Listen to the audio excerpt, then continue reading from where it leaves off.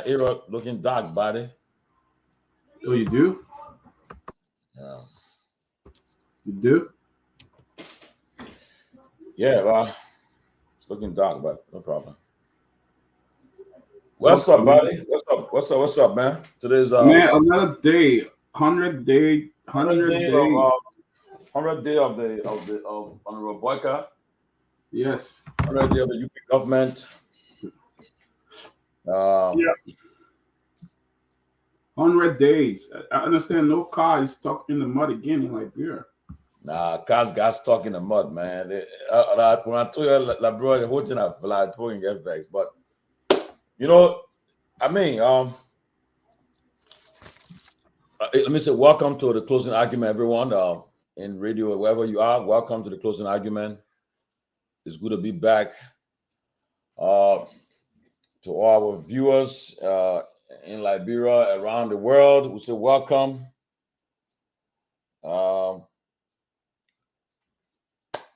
Today is Wednesday, May 1st. Today marks exactly 100 days of the President Joseph Nyeman Boyka-led UP government in power. And everyone has their own version of how the 100 days should be described. But we'll be discussing it today. We'll talk about 100 days, what happened, whether it was they accomplished what they said they're going to accomplish. We'll discuss it. I mean, we all witnessed what happened. We've been in and out of Liberia, but everything is up. But we're going to know. But again, I say welcome again. Calling body ticket. Somebody from the calling from. So. Yes, guys, welcome to the closing argument. We got a few people here watching. We got Newly Lloyd Benson. You are the first here today. Welcome, Luli from ELWA. James Coyote. Good evening, James. Welcome to the closing argument. Watching from Duper Road, Harmon Field Community. Winifred Smith from Maryland. Welcome, our dear sister, Winifred. Actual Factual. My 100-day progress report grade from the Boyka administration is a solid C average. Somebody already giving him C average. Eleanor Davis, watching from the ATL. Thank God you people are on. I followed this show. I look forward to this show. Please keep up with time. However, yeah, Newly, we got your message, but you know, Eleanor, sometimes it's not us. You know, it's to keep this show going. We need your support, so that's why we're going to be calling on some of you to donate to our Cash App program to keep it going. So this show here is run directly from the guys you see here on the closing argument. So we're going to put our Cash App out later on today. If you want to contribute, please do, because we want to keep this show going. We don't want to keep it off the air. We want to keep it going. Ange, great to be here. Final grade for 100 days is F. Michael Wamba. Good evening, gentlemen. I'm watching live from Congotown, Monrovia. Michael, welcome, man. Welcome, guys. Today we're going to have a real strong conversation today. 100 days. You know, sometimes people talk and talk. I mean, I had some friends, and we live in Ghana together many years ago in a refugee camp, and we had a name that we call ourselves. You know, say Liberians. We give ourselves names. We call it public big mouth. Liberians are great. Politicians are great for what they call public big mouth. They get out there, make big mouth for things that they can do, and then you know when they come up, Liberian people yelling behind them, running all behind them. Yes, it's 100 days. You know you can't do this. You come and make big promises, see what's going on. So today we're going to be dissecting the 100 days of President Joseph Nyeman Boyka. People are running all over the place. People are, you know, they're trying to find a road to be completed, but it couldn't work for the 100 days. Really, really sad. Another issue that has been trending is the Supreme Court refusal to take over the writ of inquiry from those that were fired from the Liberia Telecommunication LTA Authority. They refused. The same Supreme Court who ruled that the government action was wrong and they should reinstate the people and withdraw. The same Supreme Court said, "No, they can't take out the case." The country is a flat country. When I tell you this thing, I tell outgoing ready here. The generation, maybe the generation in the 10 or 20 may see something new, but those in the 20 and 30, just forget it. Just do the best you can to make life happen, but don't rely on your government to create that opportunity for you at all. Don't rely on it because the rescue 100 day that rescue Vla RV Vla from I call it from so complete Vlon. Nothing happened. 100 days. We have the chairman himself is here, Chairman Ben Sanvee, our political strategist. He's going to be dissecting this whole 100 days of of, of, of the Man, Vla rescue mission. We're going to be dissecting The it. chairman dress up, we 100 got days. 100 days, he not dress up in the like an executive, got to celebrate, got 100 days, he not dress up like Yeah. this. oh no, man, it's been a difficult day for me. We lost what's his name? 100 went to. Yes, and just been busy. I have a field trip tomorrow, so I've been trying to wrap up. So I said, let me come and jump on quickly. But Yeah. yeah, and this didn't want to lose part of the conversation about this 100-day issue. I think I don't think a whole lot was accomplished. I think I always used to say during the election, you can win an election by propaganda, but you can't govern by propaganda. In fact, I think the CDC has issued a statement, and it's detailed with the entire. They literally took the entire chart of the 100 days and have everything that has been accomplished and everything that has not been accomplished.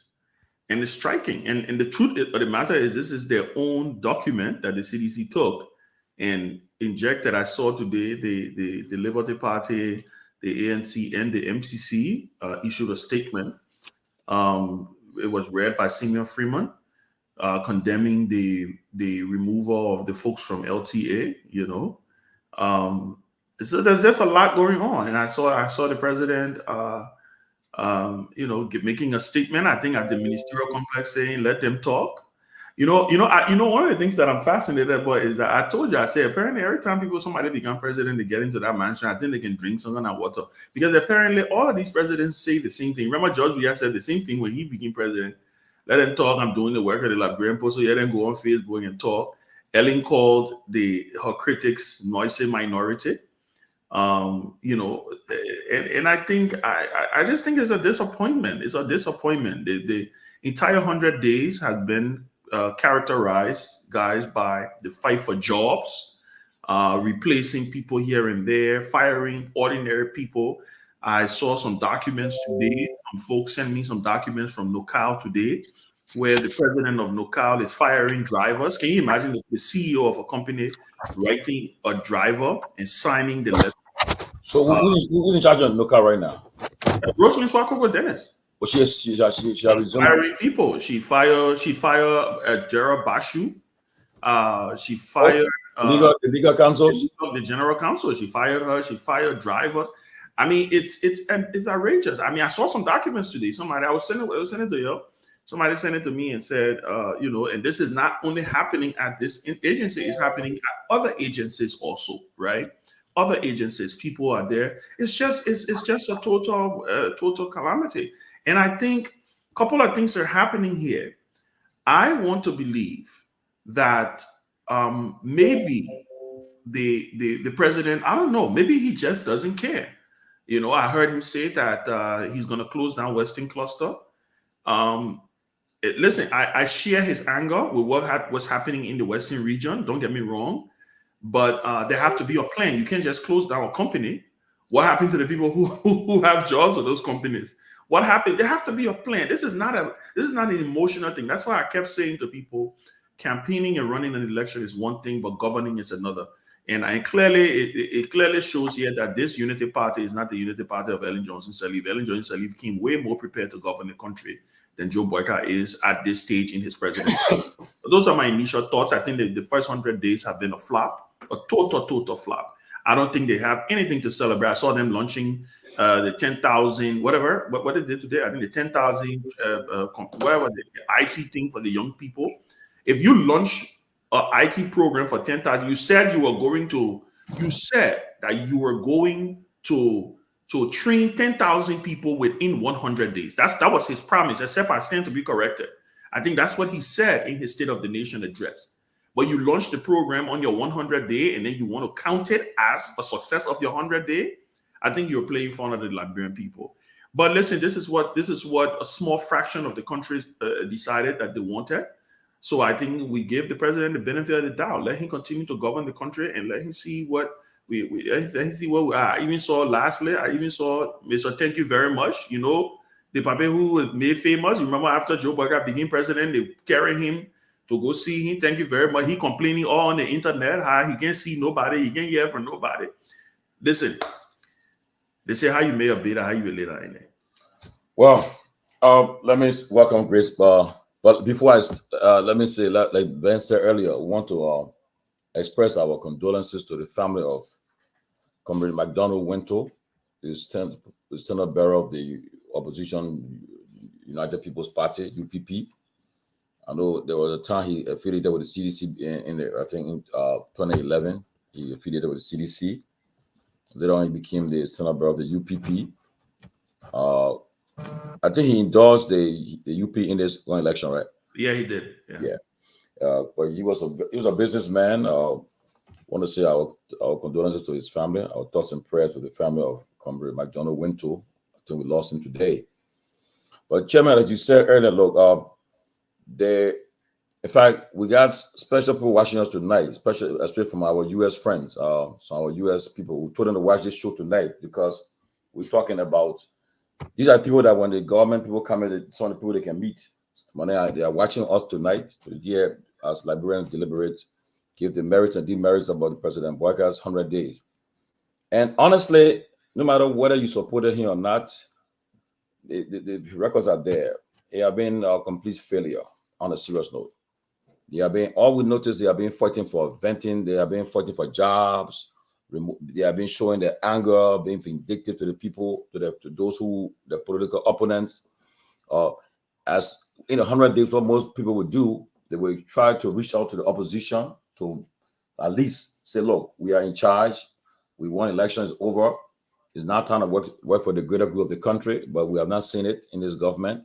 All they have been doing just to go after the political opponents to make sure that they come after them. That's what we have noticed in the last 100 days.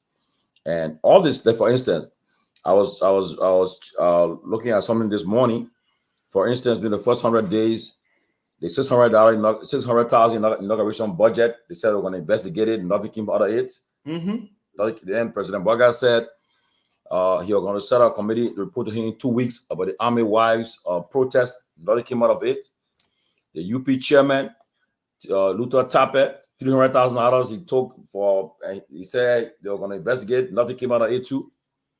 All the various contracts with MedTech, CTN, all these stuff, and the issue about the YA fees, the free public school tuition, we haven't heard nothing about it from this government. And as a recovery, it's a joke. Nothing could. I mean, the idea is good, but nothing substantial to show. I don't know the start of the after recovery committee right now. I don't know what they are doing right now, because the last time they were there, playing the role of a policeman and taking people's cars and so forth, asking about documents. We don't know where they today. And talk about the war crimes court. I'm okay. Information I'm getting that we'll hear something from him this week before he leaves the country for the USA. He will be making a statement on it before he leaves or taking action on it. Let's see what happens before Friday. Talking about LEC is a problem. Liberian people have been complaining about LEC since the new government. Nothing has changed. All we have heard about fire. Fire have been all over the place. The government have been every day is fire. All we have about fire. People have houses burning and so forth. and they issued about he had not met with the business community to say, well, let's engage them. There's no issue about improving the economy to say, well, we're going to infuse some cash in the economy to affect prices of goods and commodities. Nothing. And they have been, all the papers I've seen today, the papers I've seen are carrying headlines that it's all fiasco. And President Boga gave a speech today.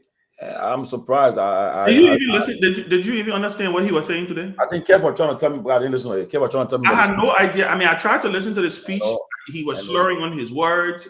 He just, so you know, I tell you, this government is in trouble. If the thing is if they honestly, I won't be surprised if the next 6 months, if the things do not change, what the Liberian people experienced on June 7, 2019 against the George Weah government, I see it happening.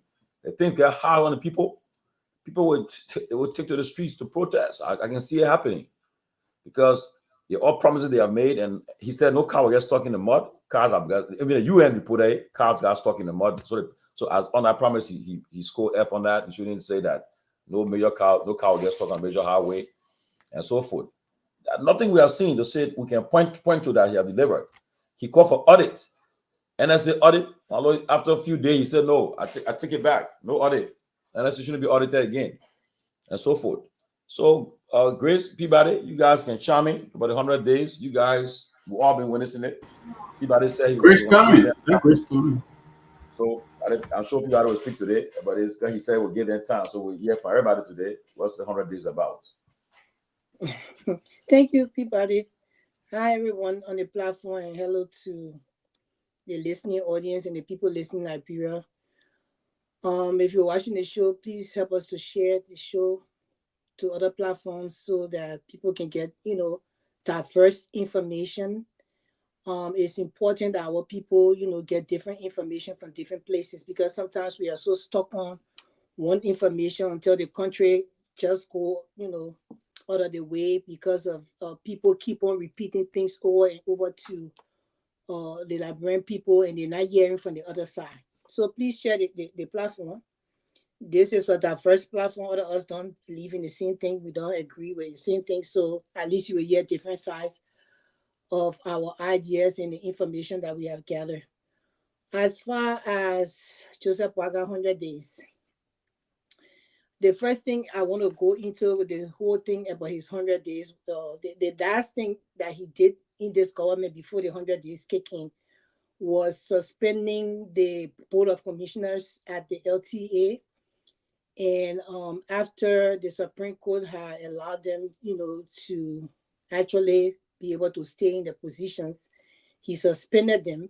So that is part of his first 100 days. So he suspended them on the grounds of allegations of financial malfeasance at the institution. So he wanted to make sure they were audited. And usually when the government is auditing a certain entity of the government, the people in place that's being audited are supposed to remain working until the audit goes on, until the findings are there and everything, before you can maybe make a decision on expelling them or suspending them for whatsoever, dysfunction in the audit, or whatsoever information that was not feasible in the eyes of the government, concerning the work that it was supposed to do.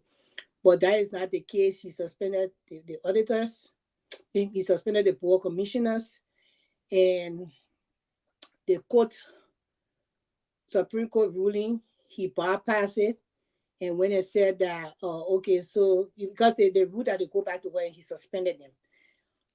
They went back, and which I already applaud the people from LTA. They went back in the communication. They said that they wanted the Supreme Court to look in the suspension of the president, suspending them again after the Supreme Court had ruled that they could work, and the president, the Supreme Court now saying that they will not be able to overrule the president suspension on them. And then I start to think, so is the Supreme Court now siding with the president? Is anything in the law saying that they cannot overrule the suspension and let the people work until they are audited?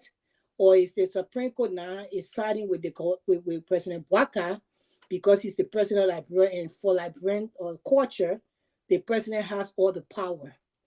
So we are confused here. This to me is breeding dictatorship in broad daylight. So it's part of his 100-day dysfunctional behavior that we are seeing. And I'm just saying out there that the LTA or commissioners should not let it be, although the Supreme Court, the rate of prohibition against the president's suspension was filed and the Supreme Court denied them. They should find another means in the law to make sure that they are given due process in the court system. So that one of the failures to me about Bouaka 90 days, that you want to dictate to the court system on what to do. So you bypass and started to make other provisions for you to get your way done, and forget about people whose lives are being affected. For a president who came in saying that he was for the people, this government is like a family government. Everybody within the institution are either related to him, or he know them and he hired their children. We are not seeing really new, fresh faces with ideas that's supposed to come and execute what they're supposed to execute for Liberia. We are not seeing that.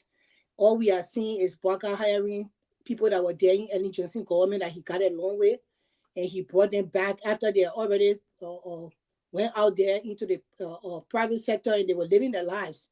He brought them back to come and do jobs that they already had left and might not be able to deliver in this day and age. Because things are changing. So that one of the failures too about his 100 days. He boasted in his speech today. I listened to it. I was so disgusted. He boasted about his agricultural development plan. The plan he boasted about, we have not seen any underway work towards that plan. He's just talking and talking. And the thing is that our people are so gullible when they listen to that. So, yes, hail to the president. And, hail to our president, our leader. God bless you. But if you have a plan and you have not even put a work in place to execute that plan, what does the plan do for the Liberian people? Nothing. It's just a plan. We all got plans. I got plans right now to do a lot of things. If I don't put my mind and I don't put my work into executing it, the plans is just there. So it's like the Bible says, faith with all work is dead. You got faith, but you're not working towards it. And you say, God will bless you. As Liberian people usually would do. Oh, God help us, or they go to church Monday through Sunday and pray, and they don't have anything doing, but they say, God, just send manna from heaven. What he did in Bible days that are not happening again. They say it should happen in that Bouaka or agricultural plan he posted about today. Look to me.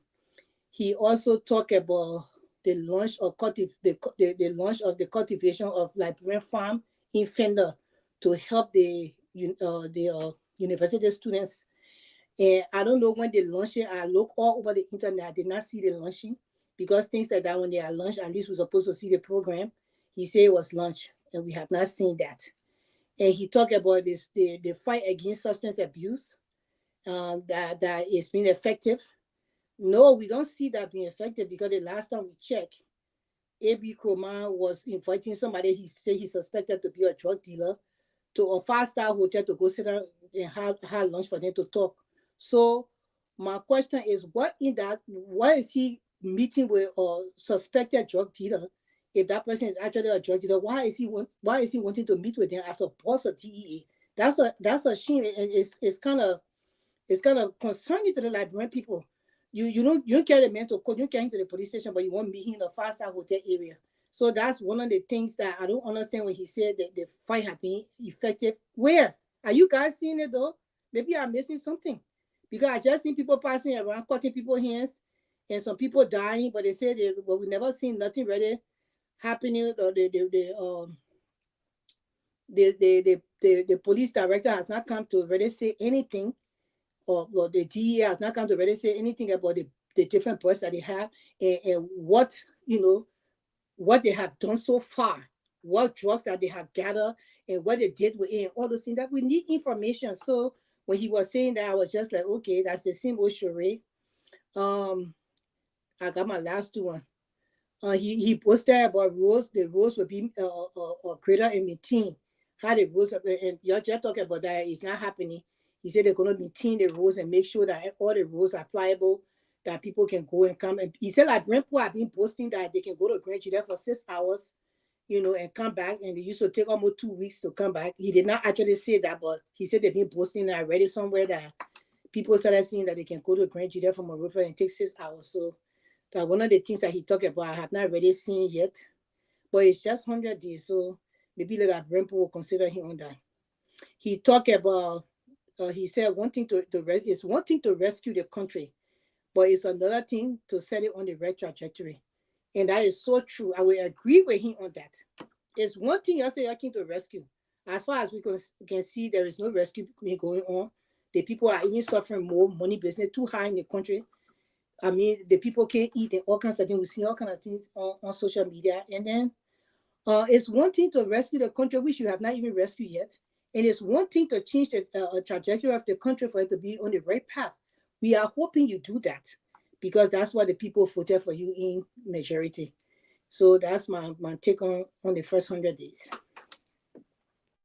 Well, thank you, Grace. Thank you, Grace, for letting just giving a brief description of what he said today. But I think the first 100 days of President Barga is a massive failure. I think all he did was to further divide the country, disobey the law of the country. The Supreme Court decision. Like I said here on Monday, that a leader is not the one that takes side. A leader is the one that takes control of situation. But you see clearly that he was so much divisive right after the Supreme Court rule. I'm wondering whether he's even in control, whether Barga is even in control. I mean, President Barga is even in control of his country. I'm wondering. I don't think so. People are writing letter on his behalf, signing on his behalf, and it's like he does not know what is going on. Because I don't know what political advice was that in the first 3 months, car will not be stuck in whole. What a country where you got rules that have not even been fixed for before we're even born, and you're talking about in the first 100 days, no car will be stuck in the hole and stuff like that. No wonder why his car was stuck in the dust there in the hole today or in Birmingham County or wherever he was going. Okay, I think it's been a failure. We saw how he been divisive here, how he been he violated the law, how he bring division. You go into every office, you firing everybody. You don't got one plan in place for unemployment. How will these people benefit? What will people get in the long term? You don't got one plan to even create more jobs. All you're doing now is to bring in your travel men and to bring in your partisan. That's all he's doing. Travel men. I mean, look at the LTA. The head is from Lofa. The other guy was his name, Patrick Hunter. He's from Lofa. It's the time. And it's really sad. Look at the EPA. Some of those people were trained. You don't tell me all those people that Sam Gates started to fire were not trained people. Some of them were trained. You just go in with this vindictive behavior and just try to fire people, try to do this. I think it's fair. You saw how he failed on almost everything. Oh, we'll do this. So I'm wondering if he's even in control of his own government. From what I see happening, I have a concern that he's not sure what he's even doing in his own government. He's confused. I mean, just moving about. Look at it's been 100 days. Civil servants have not even taken pay yet. 100 days. Okay, so what's really going on? 100 days. If you ran on the mantra that you are going to change this, you are going to bring this to light, you are going to ensure that people get paid, you're going to ensure that look at the electricity situation in Liberia. It's not time. This is not a time to blame George Weah. You ran. You said you were the best one to fix it. You were the best person to take control. So don't put blame on George Weah at this time. Because when George Weah was in power, when they put blame on President Salih, I would say no. This is not the time. This is not where you're going to blame him. Don't put the blame on President Salih. You say you were the one to run this. You have the solution. They say you work in government 40, 45 years, you got all the experience. The first 100 day complete disgrace. You got nothing, not a thing to show. And that's why I say don't put your hope on Liberia too much. Don't on that government. Not really. I just want to say something quickly because I need to take a small break and I'll join you guys again. But, I want to say there's this notion that people say, and I just hear Peabody say the same thing. He doesn't know. And Peabody was asking the question, not that he's saying it. He was asking the question of whether President Boyka is in control. Look, I think he is in control. Like I said, this is just to expand on what you said. I think this is who President Joe Boyka is. I think, but look, if you look at President Boyka's career as a public servant, if you look at his years in government, he has never been able to assume responsibility or to take leadership for anything. Let's just be frank, right? You can see symptoms of a leader along the way in their career. If you look at President Joe Boyka, when during the election, when they asked him about what happened with LPRC, what happened to LPMC, what happened to Agriculture Ministry when you were vice president, then came the famous line that he was a race car parked in the garage. When you talk about those other entities, it was like, okay, he was not the president, right? Even when you talk about vice president, he was not the president. Let's fast forward to when he was in the CPP, right? When he finally assumed leadership of the CPP. Let's not forget that the CPP broke up on President Joe Boyka's watch. All of these symptoms of leadership that we saw, it clearly tells you. That's why I tell people all the time, I never really expected a whole lot because what I see here is a leader who, or what I see here is someone who, into a certain extent, have a hard time sometimes making tough decisions, making a firm decision and owning up to it and staying by it. That's what I've seen over the last couple of over the 100 days. You talked about the issue with his signature campaign thing about cars not getting stuck in the mud. I heard the Minister of Public Works on another network saying, well, it was him expressing his intent to not wanting to see cars get stuck in the water. Why do you double down on it? Even after he won the election, he doubled down on that statement. When you talk about the issue of the drug epidemic in the country, the drug situation in the country, let's look at what was the signature achievement for the drug war in Liberia from President Boyka's standpoint. He took a drug test, even though nobody accused President Joe Boyka of being a drug addict. Nobody did, not once. Nobody accused him of ever taking drugs. Nobody accused him of even smoking cigarette before in his life. But the signature success of the fight against drug under President Joe Boyka was that he took a drug test. He called the cameras in front of him and he took a drug test. Meanwhile, you have the DEA. There's an internal fight there with the leadership. You hear them every day crying for resources. When the president submitted, the other thing that I saw, and I want to highlight here, I see people clapping for the national budget that was just unanimously passed by both houses in the legislature. That is not Joe Boyka's budget. The budget that was unanimously passed by the national legislature is the national legislature budget. The budget that Joe Boyka submitted to the national legislature was 690 something million. The one they passed was 700 plus million, 730 something million. They reworked the entire budget. They reworked the entire budget. They increased 8 million, yeah. Exactly. They increased different sectors. What was put in the money in the budget when it came to the fighting of drugs? I think $1 million or even less. It had to take the national legislature under the leadership of Speaker Kofa and Yombi Kanga Lawrence then and Amara Conan and all of them to come together to rework the entire budget. All through that, you saw a conference committee from both houses. So I see a lot of Unity Party people running around celebrating, everybody did not pass the president's budget. That was not the president's budget. The budget the president sent to the national legislature was rejected. It must be stated. That budget was rejected.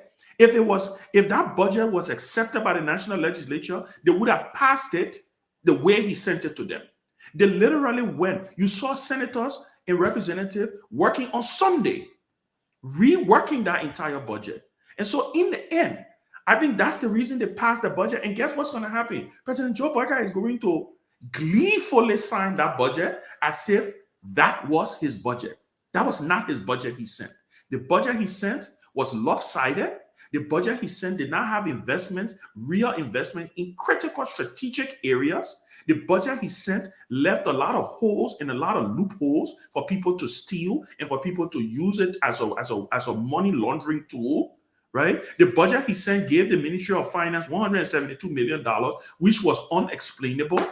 The budget that was recently passed by both houses, trust me, I got my issues with the national legislature, but I must commend them for taking that national budget and tearing it apart and keeping his core arrest things, but it almost like the national budget prioritized more than Joe Boyka prioritized his own agenda. So I just wanted to state that for the record, that we're going to see him make a big fanfare out of signing the budget, but let the Liberian people, let the word go forth that the budget that the president is going to sign is not the budget he submitted to the national legislature. And that is a shame. That is a shame, because the way it normally works, every president, every newly elected president that comes, more than likely gets the national budget to sail through.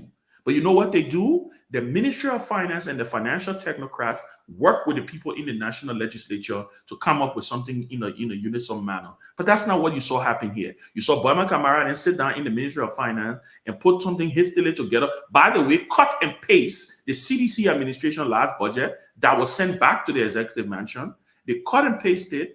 Even if you read the forward of the budget they submitted, they praised the CDC government for growth in the last year of the CDC administration, and they went and they sent it to the national legislature. It was the national legislature that went ahead and tore that budget apart, and that we can see something now where there's a breakdown that people have where you can see some of the money was sent in different places. I just thought to make that clarity. Yes, Kerabo, welcome though. Many people thought about change when the way in which the campaign was ran. They thought about change. The country would have been on a change pathway. But what we have seen over the last 100 days, people who supported this campaign, they are all what we call pissed with what's going on. I mean, I will be like, for instance, my good friend Stanton was, I think I saw a clip where he went off on this the rescue team that he supported. I think he's frustrated with them too now. Everybody's frustrated. I mean, Amara, who led the runoff fight, I think he finally said he's independent. He's not with them anymore. So I see people making some comments, but if it's not us, people who supported this rescue mission, they're the ones who are more in the majority that are criticizing them now. They are disappointed. Okay, so those who never supported already knew the outcome, knew that it was all deception. Nothing better would have come out of it. So there's not surprising. But the people who supported, who raised their money, who put their money, everything to it, they're the ones who are shocked about what's happening. And all we have seen is the fight for jobs.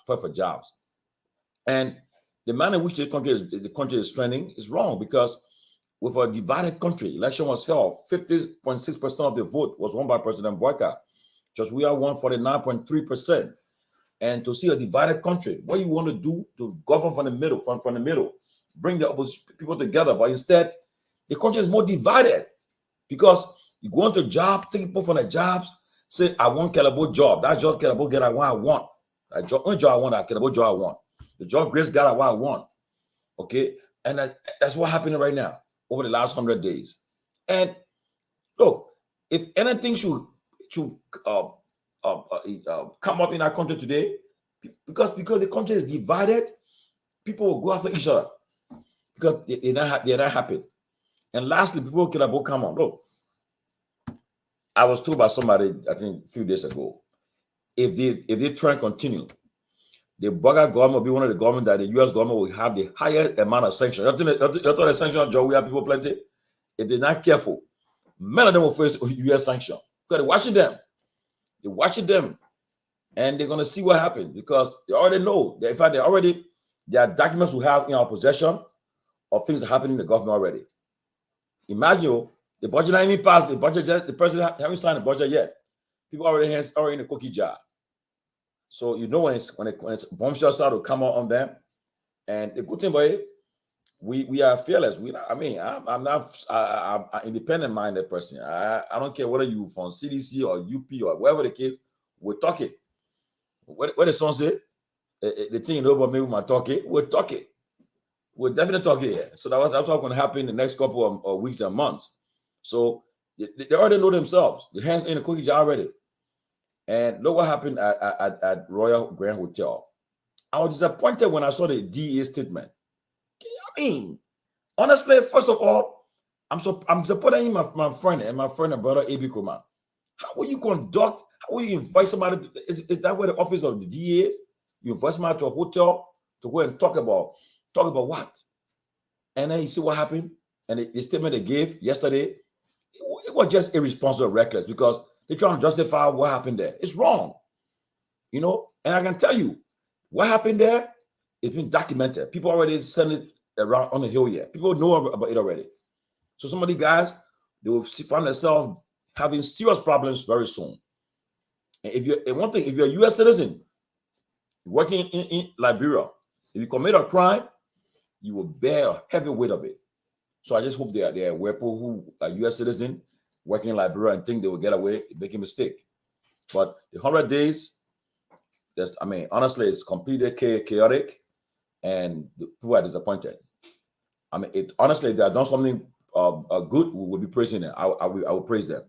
Like I said, I welcome the asset recovery, but it was done the wrong way.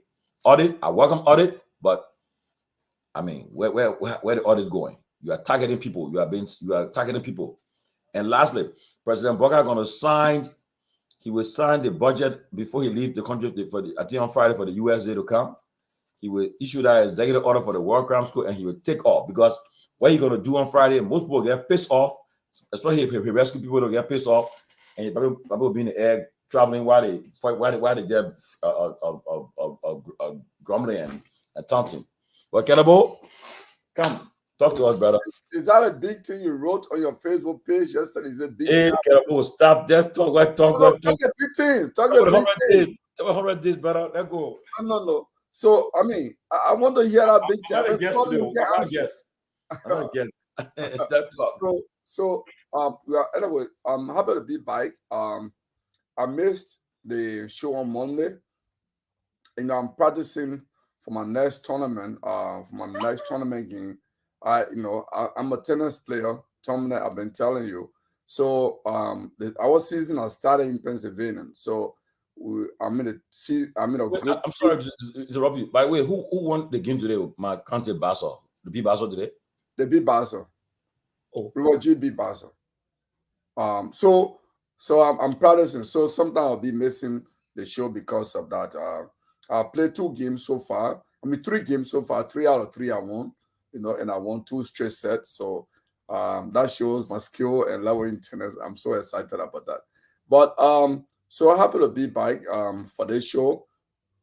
Hear what I will say. Not much I can say on the 100 days, because when you look on how things have been done, we retrospect on the elections. Promises that were made in the election. For me personally, I'm not a big believer in this concept of 100 days, because I know people go to election. Many times, typical politicians say things they don't believe will happen. Okay? When they start to govern, then the reality sets in.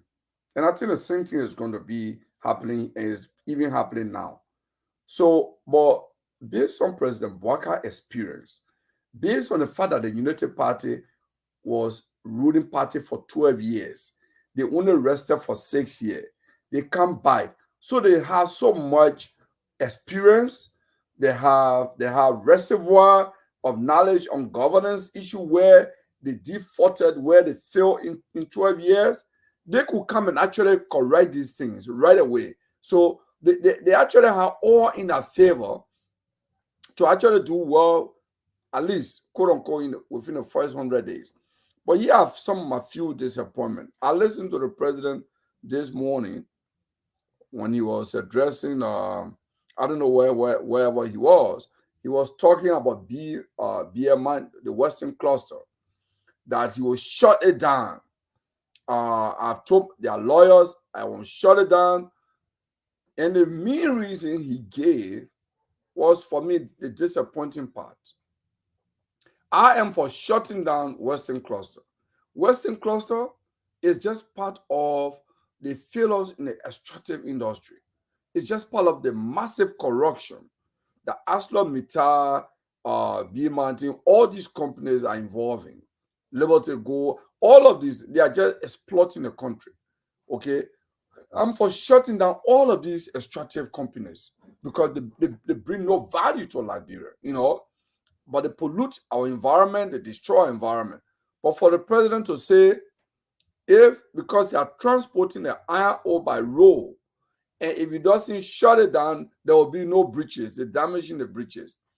I think that is a shocking reason for me, Mr. President.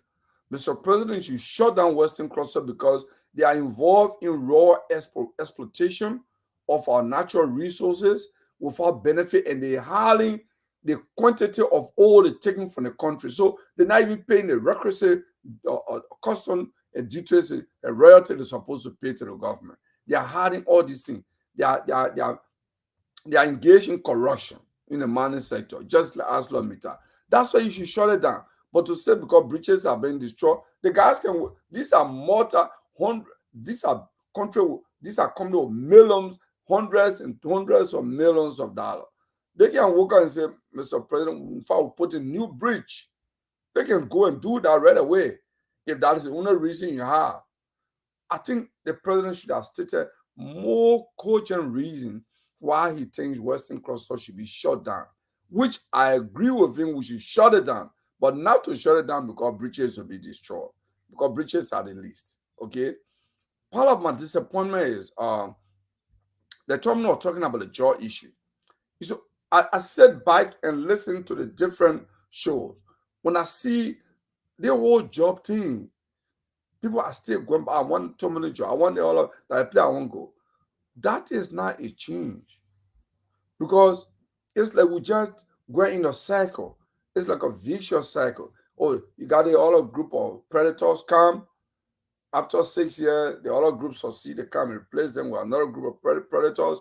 Let's have a system in which that if somebody is working, it doesn't even matter who sit there. The rules are followed. The procedures are followed.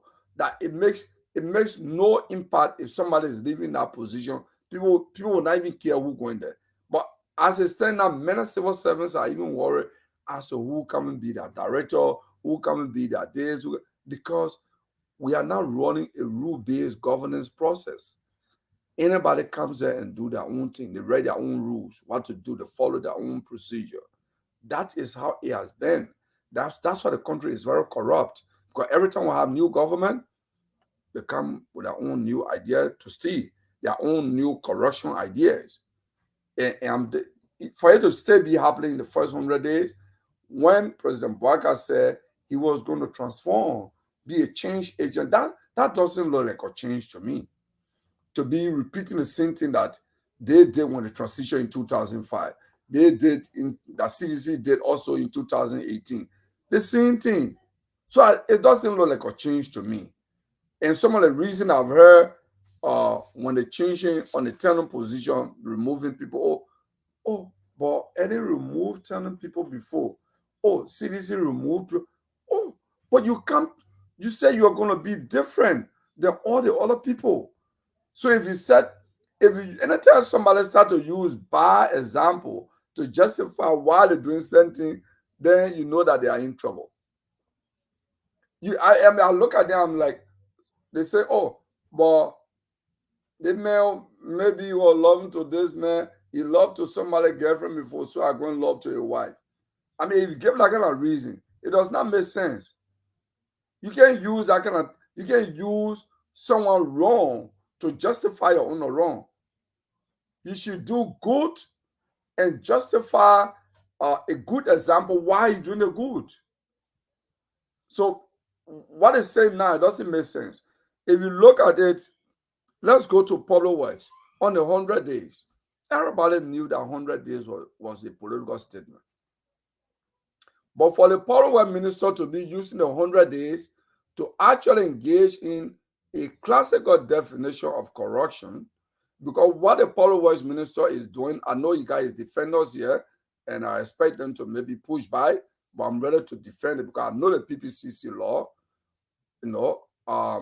the Public Procurement Act is very clear. The Public Procurement Law of 2010, it was written in 2005, it was revised in 2010.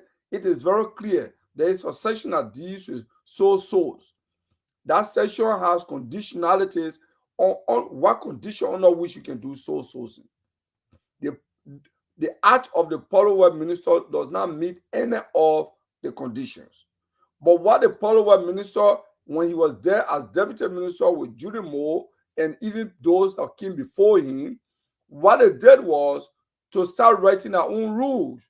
And because Liberia is a very corrupt country, they go to public procurement and say, yeah, we want permission of single to sole source. There is nowhere even in the act that says single source. The correct expression is sole source.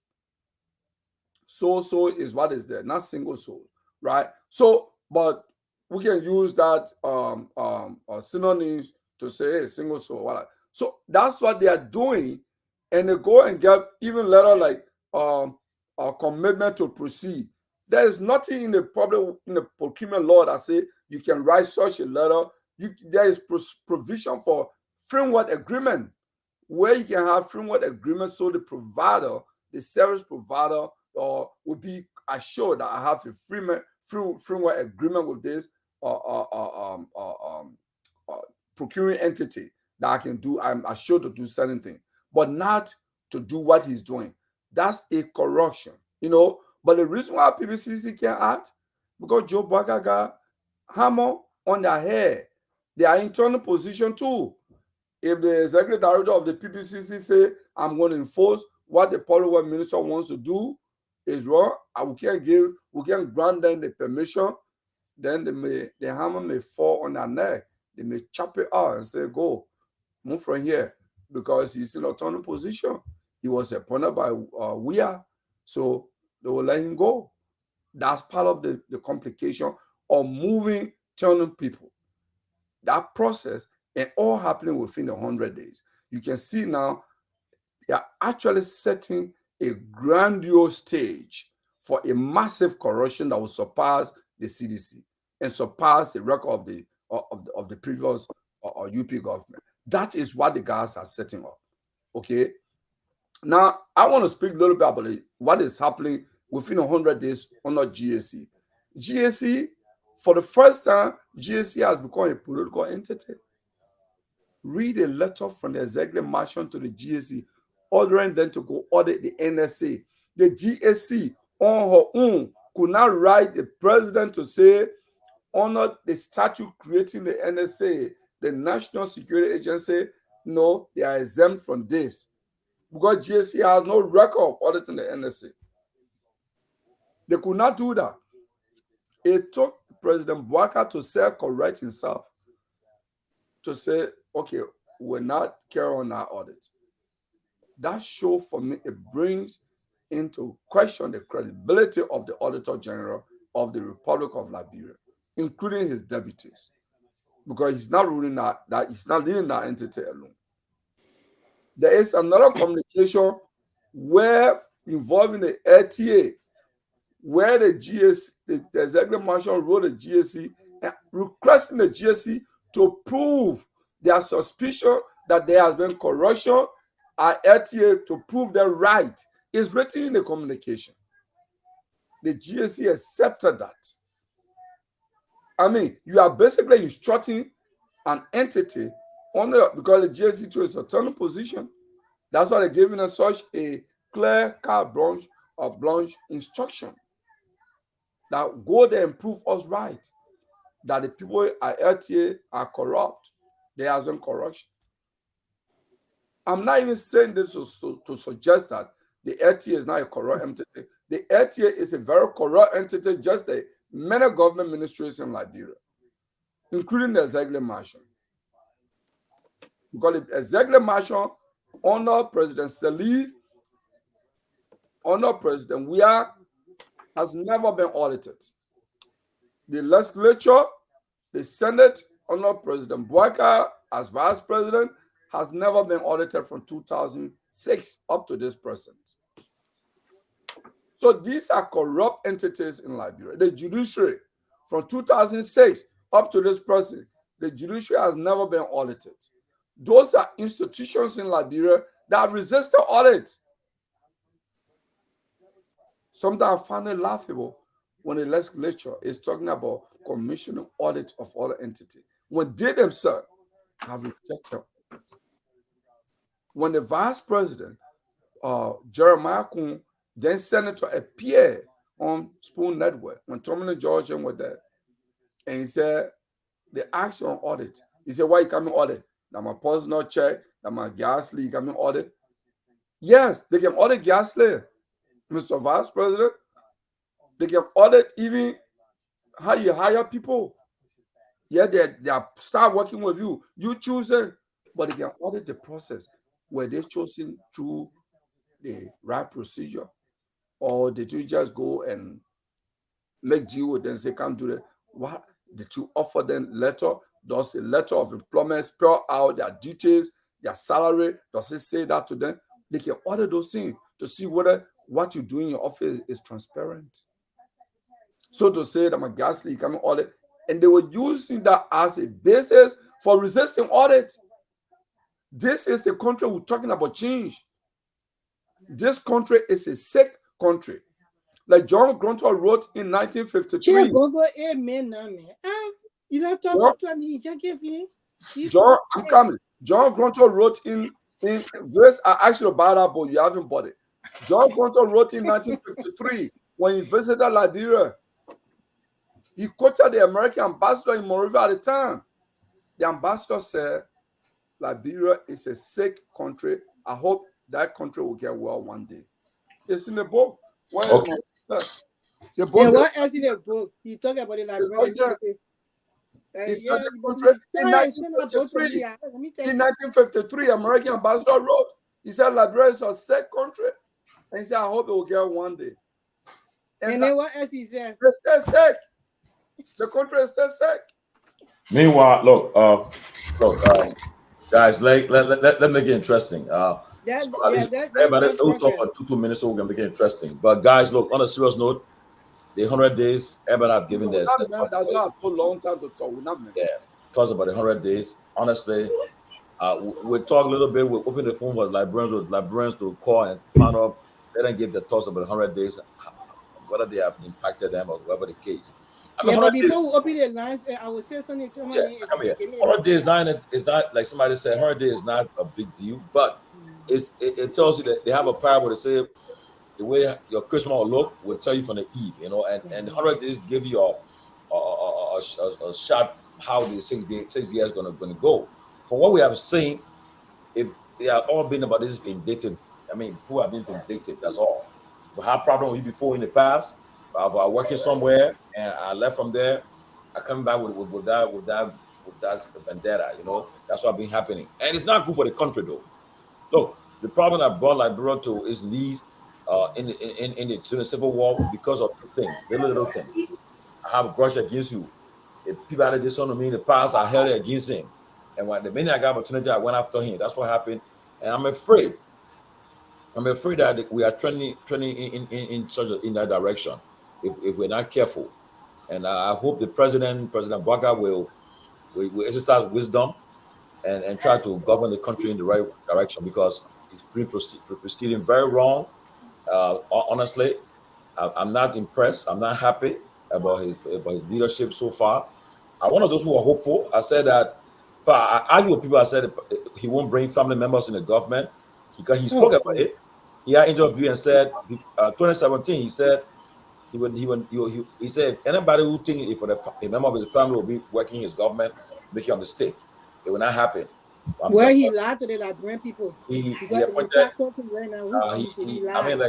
taking his whenever his relative come, getting somebody, they put a person name there, person an envoy, person the next thing the person get ambassadorial title and so forth. A lot of things happening, and my fear is we're gonna see more problems because It's gonna get worse. people Yeah. are disrupting each other function, and Accent. you have that internal fighting going to happen, and that's my fear. Yeah, but Tomlin, Okay. to you, What Grace, coming now? Grace, to take 10 seconds from you. Tomlin, here what you need to know here. There's some music in Liberia called Liberia Technique. You know that music? No, sing it. I like to dance to that music. Liberia Technique. But Okay? sing it to me here. Sing it here. No, I can't sing. I say I like to dance to it. Hey, Liberia man. Technique, right? When Ellen Johnson Sally, go back and look and listen to Ellen Johnson Sally interview. She criticized President Trouble. She said one of Trouble's weaknesses was bringing his family into government, right? When she became president, or children, not just relatives, right? So, like your story there. Yeah. People, can you mute yourself? The sound. Well, I would like to before we open the lines for the people to call in. I would just like to say that I will list a number of reasons, and then I will grade Waka 100 days. I don't know whether you're going to grade, but I will be grading it. So the civil servants did not get paid. He never spoke about it. He did not care. Like when civil servants, Waka don't give a hang about you. He did not mention it in his speech. He did not care whether they got money to pay their children's school fee or feed their homes. He did not care. He did not mention it. It didn't mean anything to him. His son already came out here and boasted about him getting houses and they buying cars, but he did not care about the people who were actually doing the job, which are the civil servants. So he did not mention it. They have not gotten paid.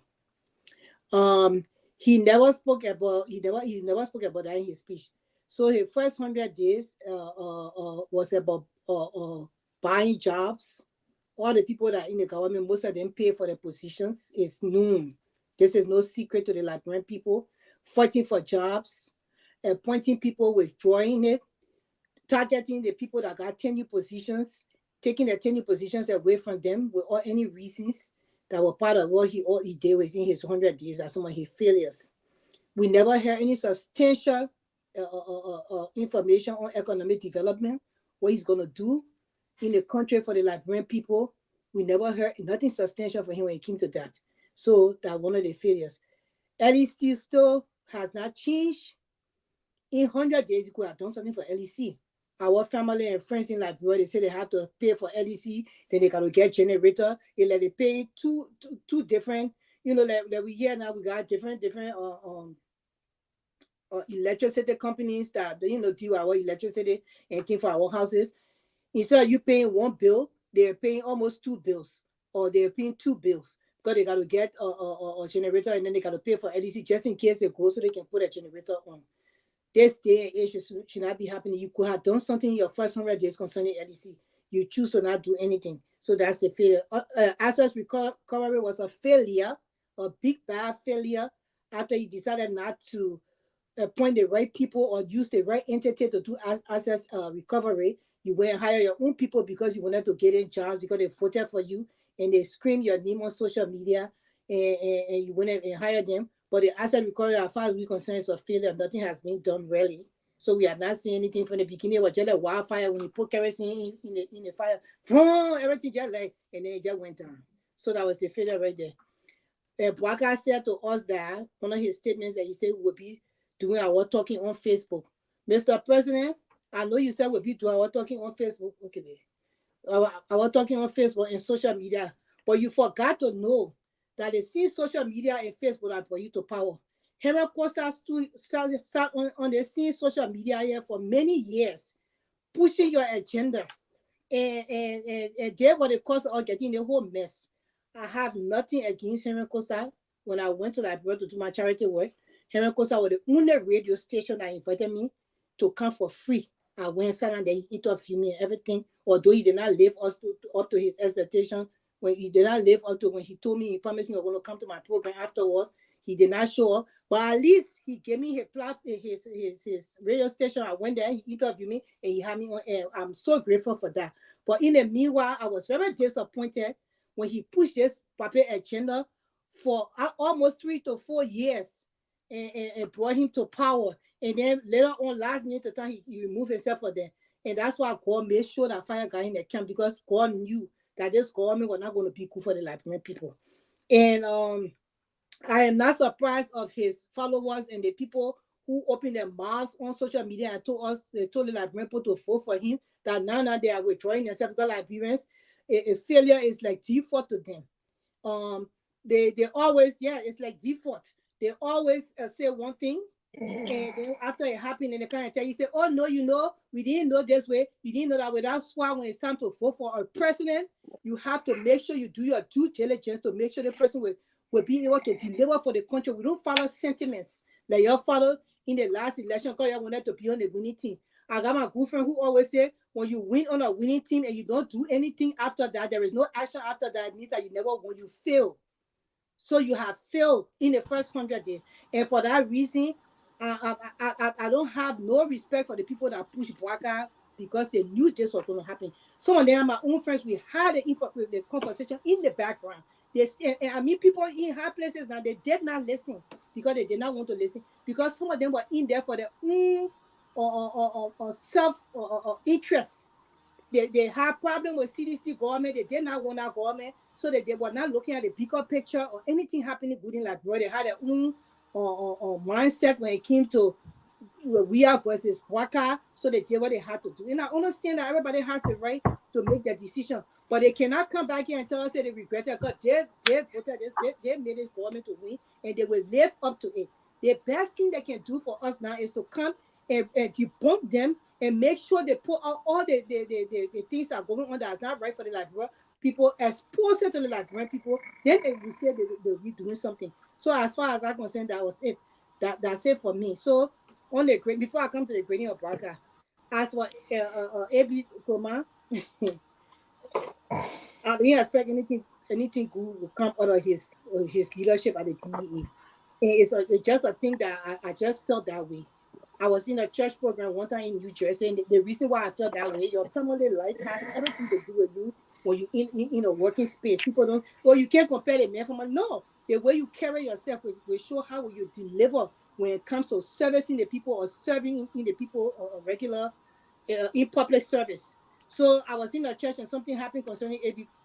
Kuma. I never even knew him, but I was just in shock when the pastor called for altar call, and his ex-wife went there and said, oh, I came to the altar call to tell your wife to move from behind my husband, A.B. Kuma. So for that day, he stuck in my hair, and I just felt that I don't think that he was going to be able to deliver for the country.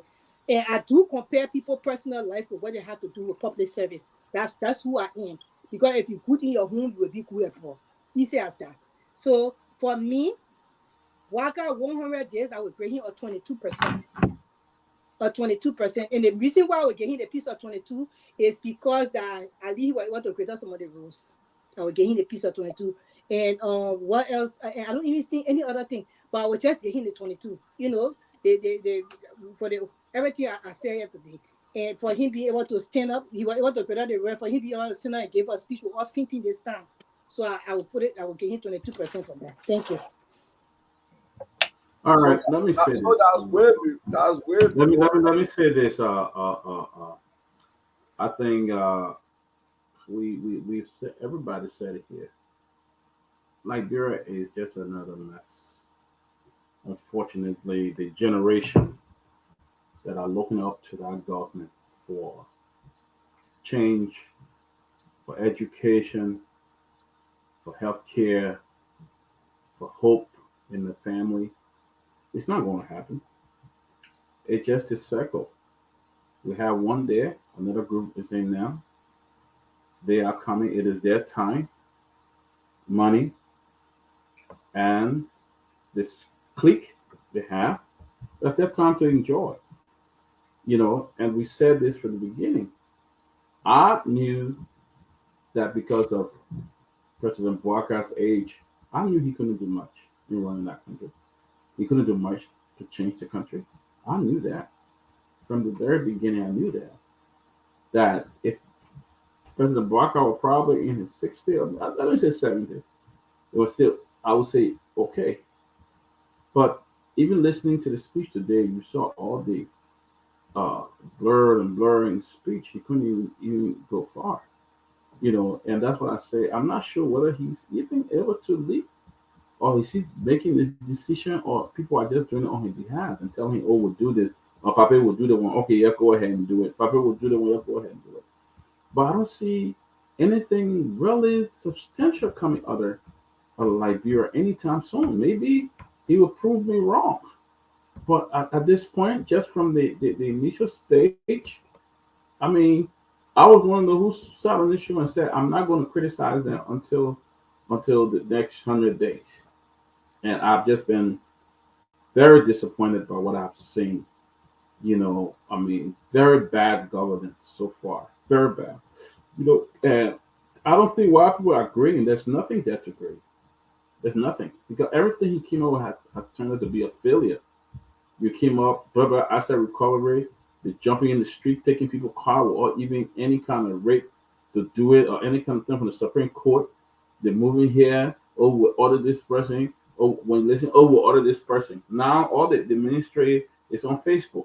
That's what the ministry is. When one of the directors go and write, oh, this one was done. The other person, they are writing on Facebook. They spend more time writing and responding to people on Facebook than even doing the job. So I don't expect anything much to change. I think to be honest, he made President we look very good, very good. Because there's really nothing really has changed but to divide the country. The country is very divided now. You have a complete divided. The security, the education sector, everywhere is divided. So I don't see it much changing. Unfortunately, our brothers and sisters in Liberia, somebody said Liberian got Guinness Book of Record for voting for the wrong people. They are in the Guinness Book of Record for always making the same mistake and voting over and over for the wrong people, and that's exactly what happened. I don't see much going to come out of Liberia, but our man Alex Jones is here. So Alex, go ahead. I'll let you take over from there. Well, first of all, can you guys hear me? Yes. Yeah. Good, good. First of all, thank you guys for all the wishes for my man, birthday wishes. Today is my birthday. And so I want to thank all those who've been on Facebook and everywhere else. What I can say as far as what's going on, it's unfortunate. Yeah, I'm not happy that the government is failing. And I think I offer my policy to the administration and my help and my expertise. And I'm just a phone call away, wherever the need, that I can help and provide any consultation, I would do it because I want the country to succeed.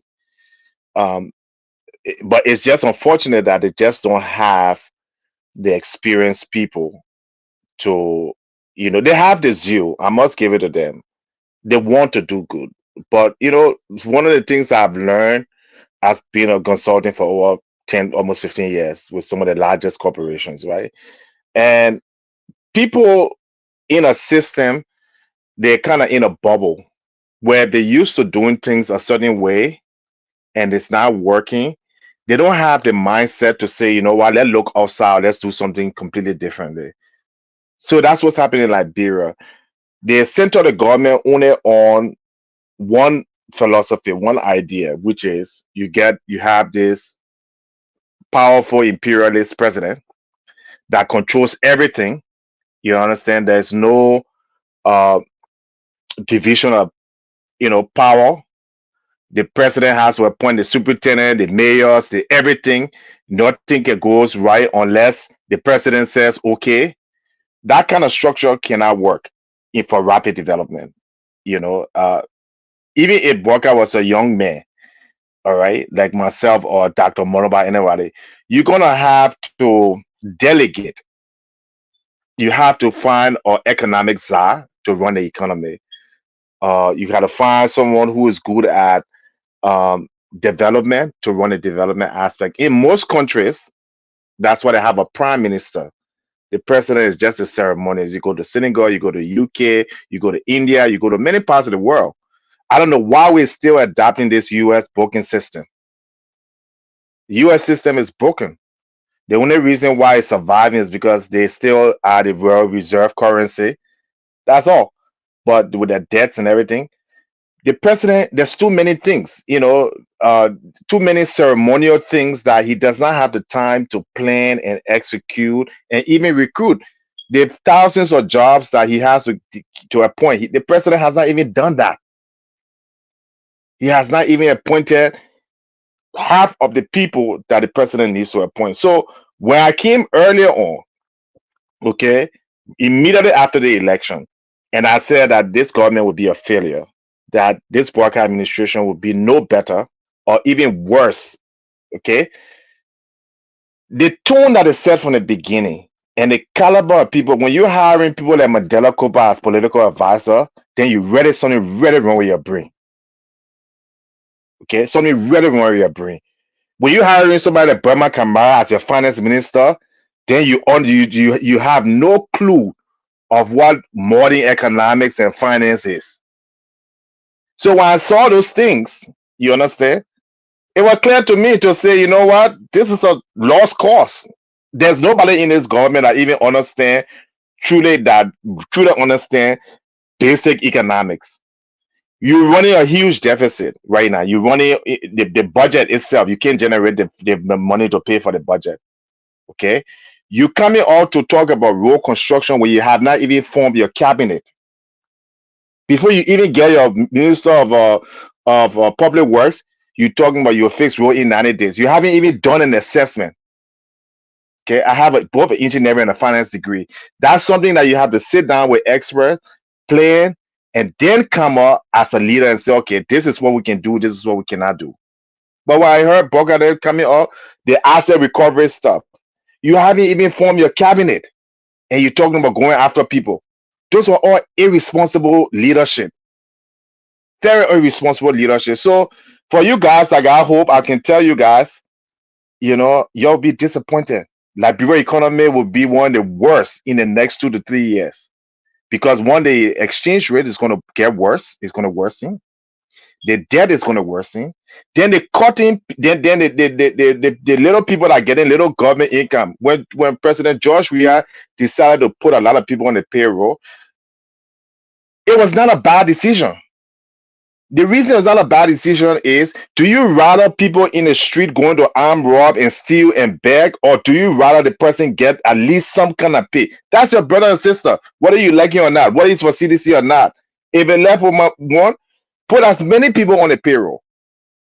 Because why should representatives and senators and government officials be making $15,000 a month, $7,000 a month? Then somebody who's making $250 a month, you're angry they shouldn't get a job. What sense does that make? So for left to my one, you go to Norway, you go to Japan, you go to other country. There's what you call social welfare. Give people jobs, even if they're not qualified in an area. Get programs where they can be learning and they be getting some pay. That will boost the economy. But they came out, no, we're gonna get everybody off the payroll. This person, a CDC person. Then you go to the tenure position. You haven't hired the people you need to hire, then you're running behind positions, the tenure position fighting in court. So those are things that I don't know where management school President Joseph Boga went to, but that's not how you do things in a managerial standpoint. You try to control the things you can control first, which is appoint all your people first, the counties, the wherever, then appoint, delegate certain responsibilities. So today, somebody was saying, you were just saying earlier, everybody on face was scattered. You don't have no direction. You don't know who is responsible for the economy, who's responsible for security. But the fighting with the LDA, the police director, one place, everybody. You don't have any coordination. That's just poor management. And unfortunately, Liberian people will have to live through this. So next time around, they can have some sense to, evaluate and not go on popularity and not go on, oh, the other person got money, oh, the other person being government. See the person plan, interviewed. And one of my series before I will close on this point. One of the things that has to change in Liberia before any development can come is our media. We have one of the worst media in the history of Africa. The media does not have, they can't even write a fitting article before I say editorial. And the media controls what the people hear. The media controls who the people select. So when you have a race of 20 people and you only hear 3 names, that's because the media have already cahooted for the 3 people.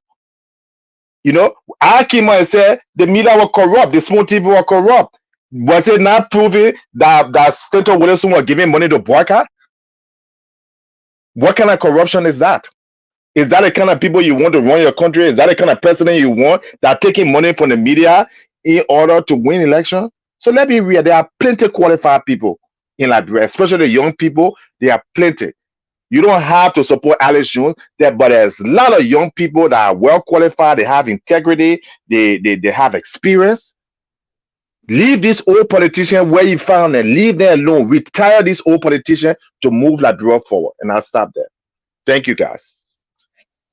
Okay, yeah, guys. While we So, meantime, let me say, guys, our viewers, please help support our Cash App. We really want to. We got a lot of news. News coming on the next few days, next few weeks will be interesting. Want to stay alive.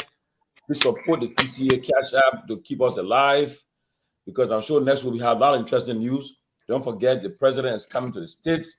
We'll be tracking his movement in the States. Wherever he's closing argument.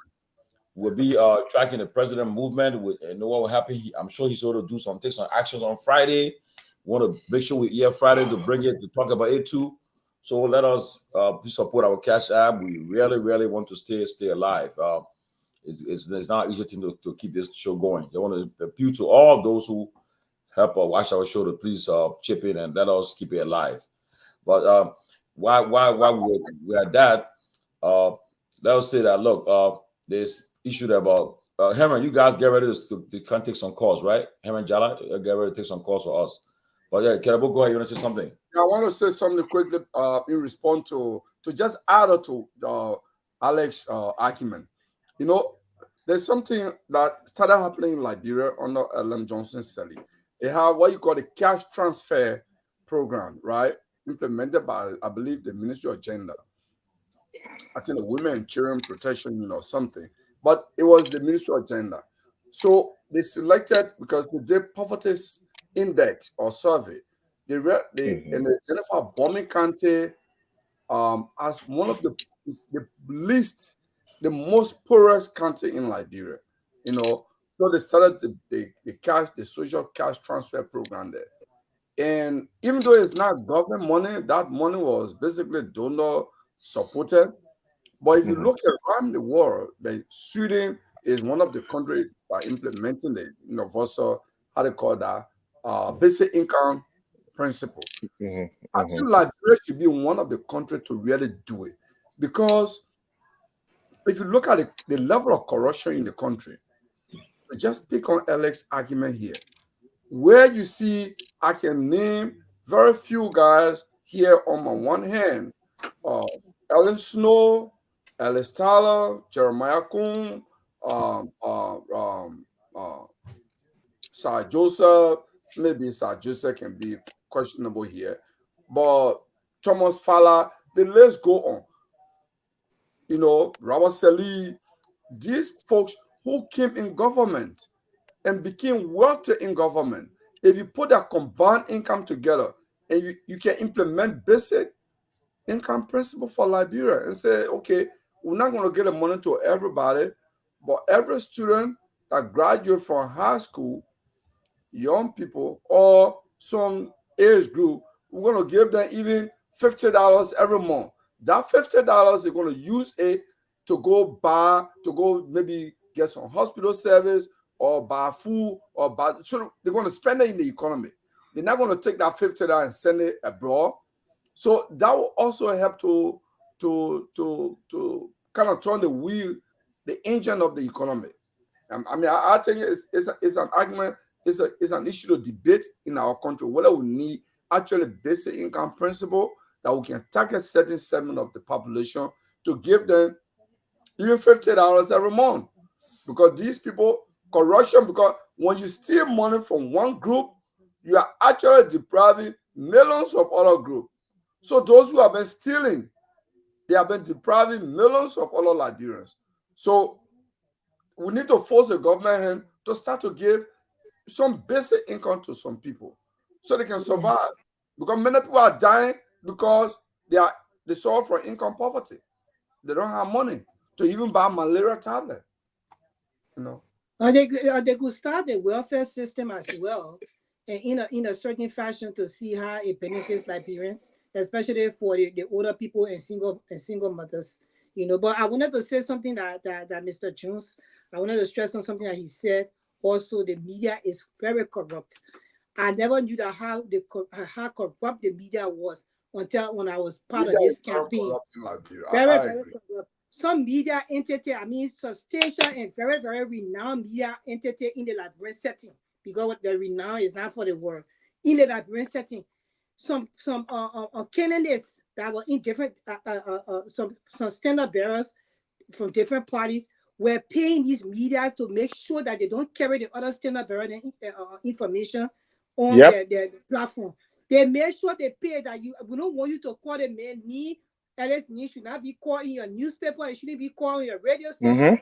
Don't mention anything about him. They pay good money to the media entities. And all these things are killing the core of the Liberia, the fabric of our nation. Because if the media cannot report fairly, at least a little bit fairly, then where are we going? And that's the reason why they were able to sub Joseph Boakai the way they saw him. Now the people bought him and then they're complaining now.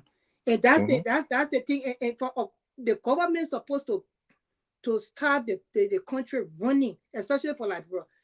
If the government have put in place with all the media entities, there's certain information and certain policies there, you cannot do certain things. When we find you, when you are found doing these things, then we'll find your entity. All these things are supposed to be put in place. But can Boakai do it? No. The papa is 80 years old.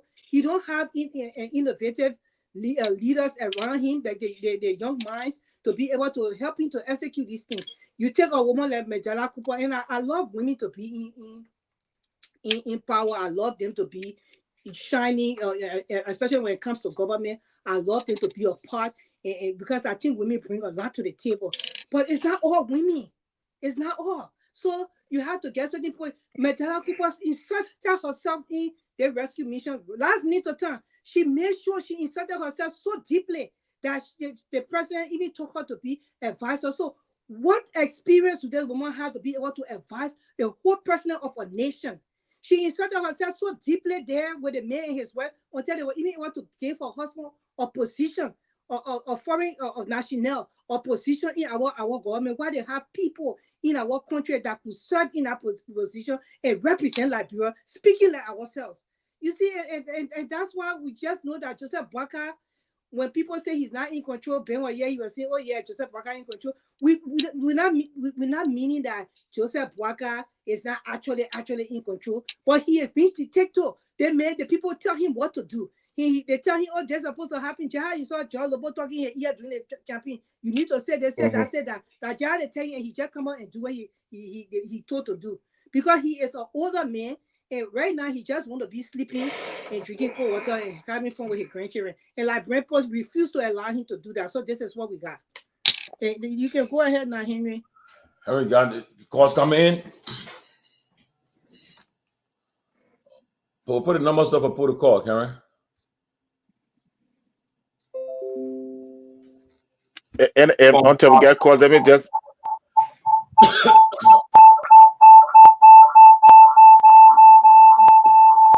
What's wrong, buddy? Okay. Yeah, you go out with that. Turn Huh? off your mic. I wanted to make a point before. If somebody on now. Just before we take you there, I kept it along.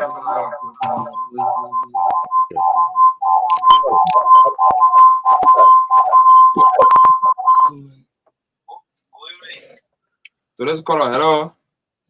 Yeah, good evening, Henry, and to the madam listener in Radio Land. Your name from where you join us? I'm Olano Islamo, calling from Duburo to be precise. Okay, well, I guess it's been following a conversation. Quickly before I make my point, and I want to correct that the NCO, I think it's now politics for. Her name is Grace. Point of correction, her name is Grace. Yes. So what I'm saying, let me end. I want to correct her in the sense that, regardless or not, Joseph Ambassador Baka is the president of this country. So Okay. even if you're addressing him, what I have to say, you have to say, you just go in like that, when Joseph Baka is that. That's one. To my point. 30 seconds. Yeah. The Chairman is filing the show. He's not in the studio, but he's filing the show. So go ahead. So when I got issue with the Chairman, so that he will be on the more there, I can count the show. Thank you. Why the issue get with the Chairman? So let it tell me tomorrow, I will reflect it. But the Chairman filing the show, you can go ahead. You get put on the tell you can. So that's it. So placing your call to 0. Oh my word, the call line is very, very active. Let's call 0. So 077 72 85 961 077 72 85 961 is Confirm the NSA boss. Not answer you. You got a hotline. Defense, right? 077 72. So let's call. Hello. What you say? Your name and why you join us? Call on now.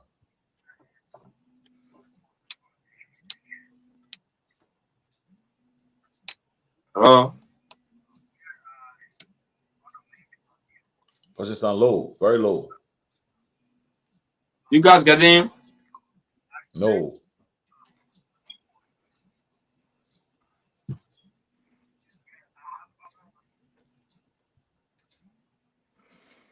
No. The call is keep coming in back and forth. So let us do technical adjustment. So let's call. Hello. Hello. Hello. You guys get in? Yeah. Your name from where you join us? My name is Babu Johnson. Cleaning up community. From now, para community, that's so clear. Yeah. You guys get in? It's very bad. Hello. Hey, what happened to your phone, man? Oh my word. Damn, it's Are they weather? Hello. Let's call. I'll be like bro next month. I'll try to see what we can see, but I'll phone better, man. Hello. When you start talking about trip, you put the program aside. They can't talk. Hello. I around quietly. Nobody knows that. So we waiting for you to that airport. Your name from where you In out. But you already announced it. Yeah, but they won't know which they are coming. Why, Andrew? Yeah. So the country is that all the people in the are taxi. So the government is telling me. I thought that is program over here. Okay. The country name we are hearing is Technique. Yeah, that is program over here. Oh. Yes, and this government is Technique. Aaron, Right? I'm gonna call a restaurant bureau. Okay, thank you so much, Andrew. That's it. To this caller. Hello. How are you? Anything white John? Right, you have to be audible. Go ahead. 1 minute. I just want to tell the guys thank you for another dedication. But my concern here is that I want for the lot of people for your How many million?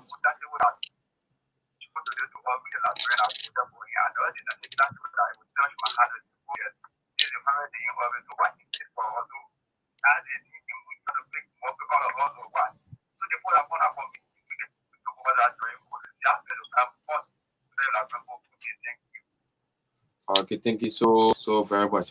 07772859610 07772859610 is the motor call. 077 070-7285-961. To this caller, hello. And even why you join us?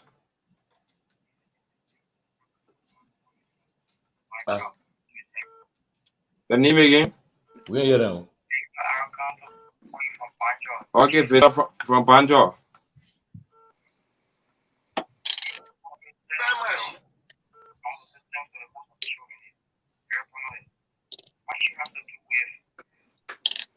Our lawmakers to be the ones to checkmate the president. But yeah, I don't think in my mind they are ready to checkmate the president. Because of the decision that he has made for the last 3 months, they are not even able to elaborate citizen. Because he said, I can remember a first interview after he announced president elect, he said you're going to review it, and you're going to elaborate and solve those issues that have to do with the prayer borders, meaning the common people, these are our common survivors. When you're not looking at those things, you are making decisions that push the citizen against him. So, the situation that thank you. Thank you so very, very much. 077-7285-961. 077-7285-961 is the number to call. 077-7285-961. So let's call. Hello. And even why you join us?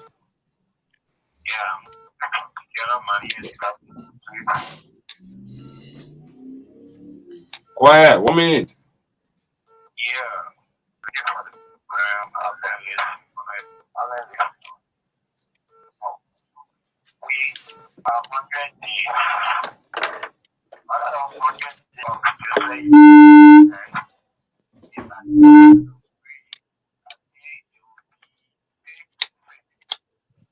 Can you hear them say? Yeah, somebody, I think Yeah, it's yeah, she's maybe, not hearing anything. yeah. Mm. Yeah, we can hear them. Aaron, All right, but Tomalin, let me just acknowledge a few folks who've been giving to help us before we move forward. Let me say a special thanks to Patient Green for a donation, $100. Alvin Logan, $75. Thank you, Sarah Dopu, $30. Winifred, $25. Mulba Kali, $30. God, thank you for your contribution. And the Cash App, the Zelle is there. If you want to help us continue, keep this so going. keep You us on ask the why we radio. come on late sometime or why we're not coming on every day. This is some of the problem. It's expensive to do it every day. So we encourage you to be a supporter as well, as we move on. So there's a cell there as well. You can put the cell in and be able to make that contribution. And But I can say, Dr. Peabody, I can say clearly to the Liberian people, this is becoming one of the most fair and balanced network. thank you. The front page Africa is very corrupt. The data is very corrupt. The Spoon is very corrupt. The SKTV is very corrupt. The Focus on Liberia is very corrupt. And I can challenge any one of them to come on any show, and I will lay out why I'm saying they're corrupt. Like you were saying about the front page Africa. I used to write articles for them. Wrote published many articles from page. When what his name the guy started working with Alex Cummings, he shut everybody off. Yeah. What is here? I personally texted him. I said, "Listen, you are ruining your reputation for Alex Cummings, who is not going to win. I can sit down here in America and win more votes than Alex Cummings in Liberia. I'm not kidding you. I don't think Ronnie would do that, man. I don't think so. I'm serious about it. I have no supporters in Liberia. You can do a poll right now in Liberia on your station, and you can ask people that call in, me or Alex Cummings, and I will tell you, unless you squeal towards his few handful of people, I will have more support than him. I challenge you. The media is corrupt. Period. I mean, that's why he has to buy. That's why he has to buy a station. That's why he got to pay Rodney C. That's why he got to do. I don't have to pay for any. I never pay for any publicity in Liberia. The people that who support me or some of the other candidates, they are doing it because they've heard us, they read our stuff, and they know that we can do a better job for our country. So we don't have to buy votes. We don't have Let to me buy support. let me progress. Let me They progress. were In fact, No, I man, challenge you. I And don't believe and that, in man. I fact, don't believe I will it. say this though. okay, I will say wait, this. wait, wait, 1 minute. Front Okay, page why you don't remains use it? Why? Because is you're one of a the friend? leading people in the country that people respect both in and out of the country. I tell you that. Front page, I mean, I respect them. I hold them in high esteem. Their publications come all over the even Washington. They pull because there's no alternative. That's why. I won't say SK TV. They're not corrupt. These guys do their best to come up with it. Oh, come on, Timothy. SKTV, that comments media entity right there. These people are all. Well, I made progress. When you no cost coming. Who's just trying to say if you cannot be balanced on your reporting, Correct. then something is wrong. You have to be balanced on your reporting as a journalist. It's in Correct. journalism. Communications 313, they tell you have to be balanced in your communication. You cannot. Correct. For you to be biased as a journalist, you destroy the core of the country. And No, I'm but- not saying I don't have proof of anything. But Okay, show me one. people Okay. in the campaign I noticed that were happening because I don't care how much money people wanted to pay. Once they got to a certain newspaper, they would not allow you to Correct. post anything about another candidate in that newspaper. And I just said, When we're talking about the current, let me say something. When it comes to politics, even in America, here, you're seeing it. This is what people raise money for. If you want you want to promote your candidate through the media, you pay for it. They're not free. That's correct. That's different. That is different. No. No. But I can tell you, front page will not you won't pay you will not ask front page to carry your story and they will deny you. They will not do that. No, but front page. Here's what Chris saying, Timothy. All right. If you are writing negative story, show me one negative story front page Africa has written on Alice Cummings. Show me one negative story. Front page is very balanced, man. That's what I'm saying. I give you the challenge. That's what I'm saying. I'm very objective. I'm giving you guys a challenge. Show me one article where front page criticize Alice Cummings, because I can show you all the articles where they criticize George Weah, they criticize Boyka, they criticize everybody. I personally have received texts with communication between Alice Cummings and Rodney C. And if you challenge me, I will put it up. You should. I'm telling you, I know what I'm talking. Front page is one of the best. It's like Europe's best. They don't compromise. They will bring the story up. You're not understanding. Timberlake, they don't understand what journalism means. Journalism means if your news media, nobody's saying that a candidate cannot purchase airtime. A candidate can purchase airtime. Yeah. But when you're writing a story on the election, right? As a news media, you should be balanced in giving everybody talking about all the candidates. You cannot select one candidate. Hold on. You cannot select one candidate because one candidate pay you and say, okay, Alice Cummings is one of the most, a corporate person. Alice Cummings policy is this, and then you're not seeing anything about the other candidates. That is biasness and corruption. So that's completely different from running your business side where people purchase ads. I disagree, man. Or program. I disagree. I think front page means the best. Front page means the best. I wouldn't high esteem. Trust me. Yeah. Well, keep following that. You can keep reading there. You can basically let your children. You can keep your children if you like, but I don't trust them. And I'm telling you from my own experience. How many times did they even mention Dr. Carlos Monesma? Did they ever post any of his policies? No. But Alex Jones, I will repeat again. When it comes to politics, if you want coverage, you pay for your coverage. No, you can't buy stories. No, they don't understand it. In America, when CNN is covering the story, raise money. Listen, when CNN is covering the election, It's another See, thing for them to tell you, say they can't carry your opportunity because they are being bought by another candidate. I don't care how much money you pay, they will not publish your stuff. Let's just be fair here. No, If man, we great. want Don't like do we want that. to Don't say choose about Front somebody, Africa. Front if don't we do that. want like we want to choose, Well, we cannot do our own. is Trumpet We remain cannot do Liberia #1 print media, the Yeah, best. okay, I'll tell you the truth. the balance. Award winning. Jack, They are the best. Let's get back to the topic. But they are the best. okay. They are award winning media institution. Run the CA. One-sided Because of reporting. investigative writing, One-sided we have won Meanwhile, several we awards. And expect. I Meanwhile, promise. back to the You, discussion. you One-sided can go. We reporting. can have a conversation on Yeah, the fairness of the one media day. on another day, But and you can bring the front page people there so we can make our case against them. If this is a Yes. closing argument, this is a closing argument. You're saying they're not biased. You're saying they're objective. I'm saying they're not. We'll bring it to the public and let the public make up their mind for themselves. so You see, Alex, let me tell you back to the something. trending news. Okay. We don't see friendship in things that we do. We know that most time maybe if you're having friendship with people, then you can say when something is wrong, it's wrong. None of y'all here will know what they see more than me. I know Rodney when did not even have Front Page Africa. We sat down in place when he used to type by himself, trying to create Front Page Africa. I love him like my brother, but when something is wrong, I'm a typical Liberian woman will tell you, say it's wrong at that point in time. That one I can give it to Liberian woman. When something is wrong, she will tell you it's wrong. During the election, we were progress, but during the election, I thought that newspaper was freaking biased. And I stand by my word. I think they will not me, allow other candidates to put their thing in the newspaper. I don't care, you can pay $1,000 because Alexander Cummings bought that newspaper not to carry anybody thing. And he still did not win election. Like I don't know. He can win 2%. Great. I mean, it's an independent view here. Okay. I believe what about Spoon? They are one of the best.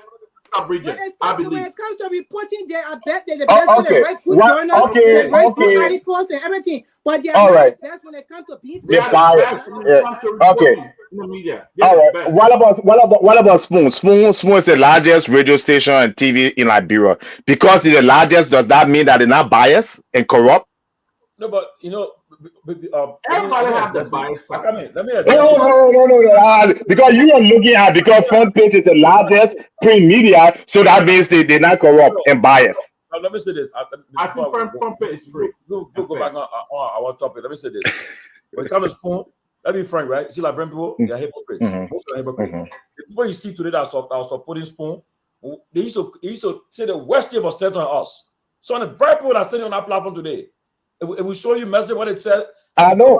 I come in now, but because at the time it used to say Spoon was sponsored by CDC. It just say for defending George Weah. I would say all the time. But the many things change, they all join. But you see what happened? The people you see them, some of them today, they said the West they insulted. We got the messages. I know. I got a lot of text messages. At the end of the day, the hypocrisy. Okay. Exactly. I'll tell you this, but I'll tell you the fact again. If you notice in Liberia, whenever there's a foreign guest coming in that country, whether U.S. government or any foreign guest, who we think our call for interview from Africa, they our call them because they are the largest. They are the largest. Apart from that, they are all largest platform. But they are very unbiased. They are unbiased in their reporting. Objective. Yes. They are now objective. They are not. Let me progress. Okay, let's make progress. We expect the president to be leaving the country on Friday. I think he's traveling to the States for the African Business Summit in Dallas, Texas, and from May 5th to the 9th.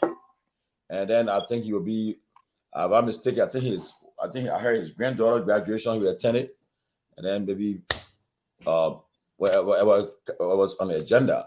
But before he leaves the country, information has come to us say that he will sign the national budget, that the $738.8 million national budget will be signed to law by the president, and we expect him issue an executive order formally on the War Economic Crimes Code. And many people will not be happy because there was an amendment made to that document, and given the time frame we'll be looking at. So looking forward to that, and some of the people that supported his rescue mission, they will be caught up in that dragnet. So look forward to that.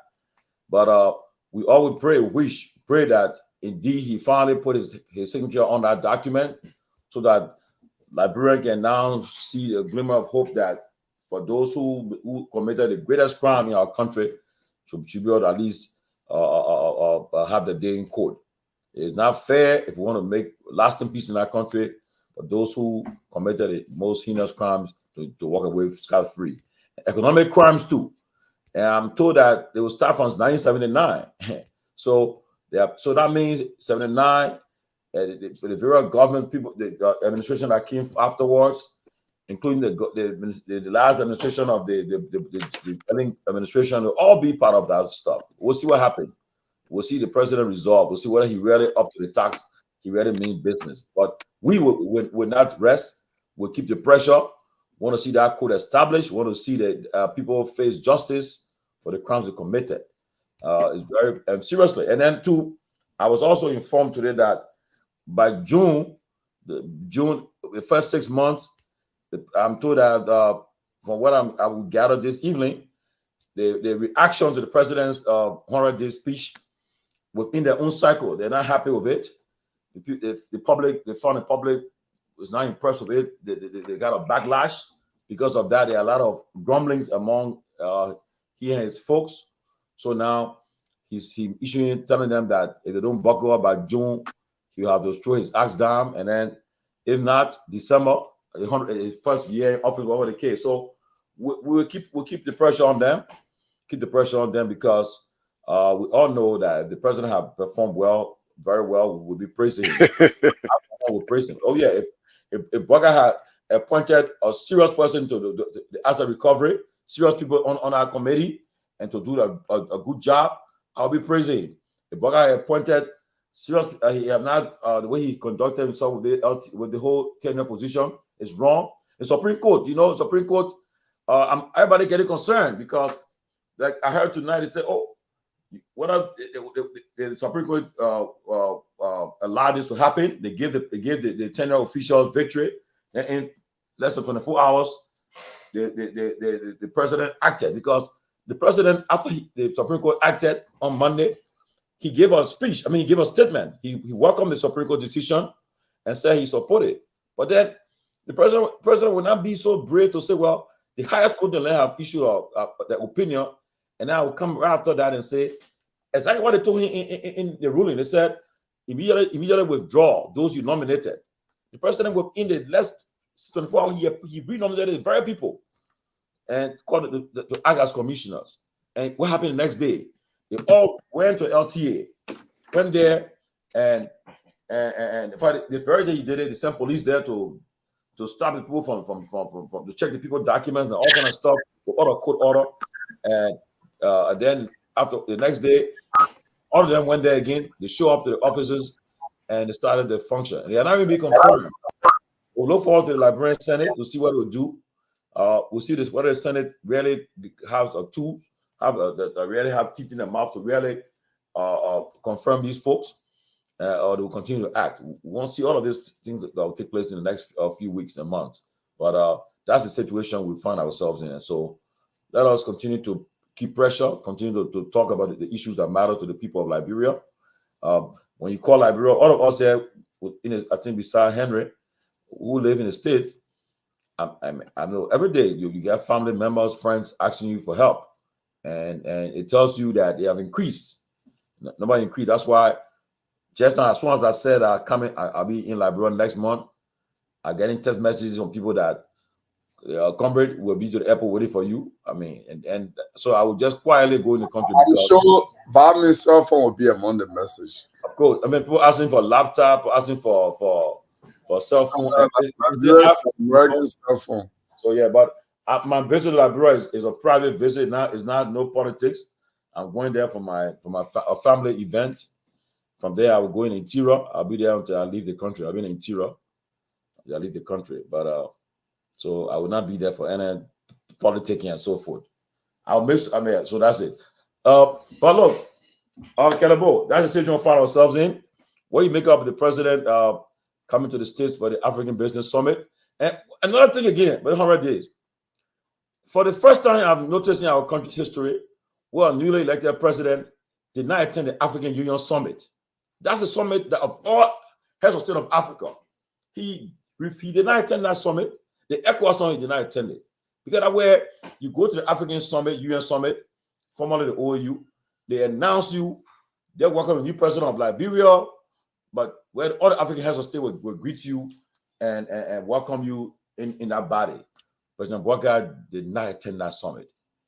Then he went to the ECOWAS scheme. He did not attend the ECOWAS summit, but he's coming to America.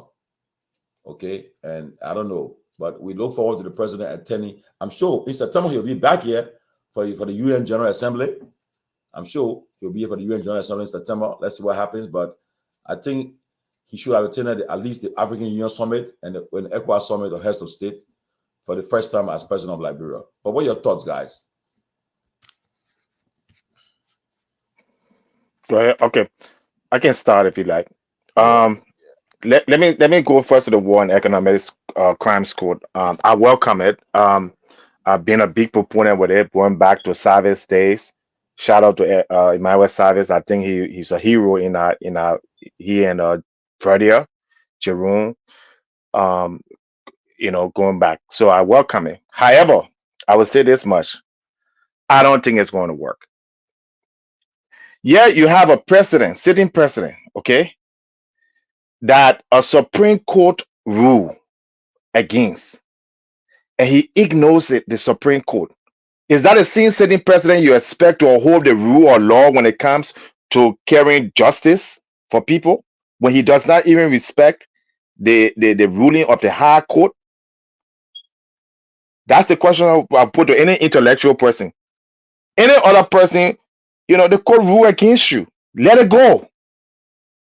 But on the one hand, you stand up for law and order. You stand up for justice. You respect the law. You're accusing people, like on the field, the people don't respect law and order. This is the highest court in the country. Who gave you that advice to say that you got to use other executive powers and reappoint people? Let it go. You lost the case in the highest court.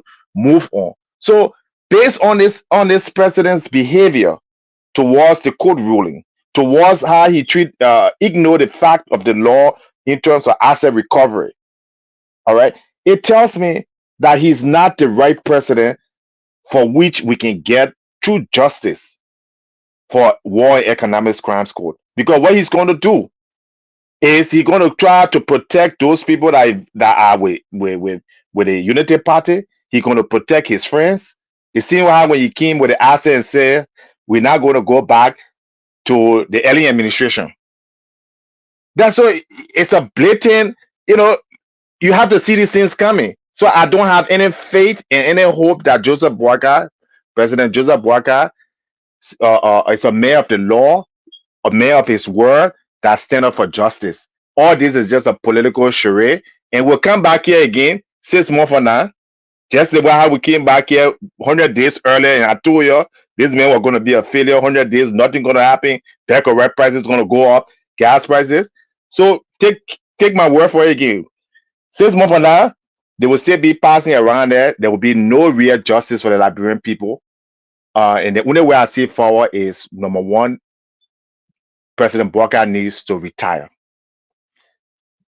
On the issue of the U.S., I agree with you, Tomalin, that you can't respect the Americans and respect the white man more than you respect your own African brothers and sisters. The African Union Conference is one that is a very important gathering of all the leaders in Africa. If you can boycott that, all right, and come to America Business Forum, that you're going to spend more money, travel further, what I said to your African colleagues, what I said to your West African colleagues, who you depend on for border protection, the Minor River, the ECOWAS, the passport, all those things. Again, it goes back to this president level of incompetence or incapacitation.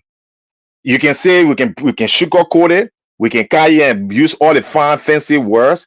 The fact is, President Bouacar is incapacitated to run Liberia. And therefore, you have his handlers, half of them incapable, that are there telling him what to do. If you're not fit to go to African conferences, then you're not fit to be president. It's part of your job to represent your country at the regional and the international level.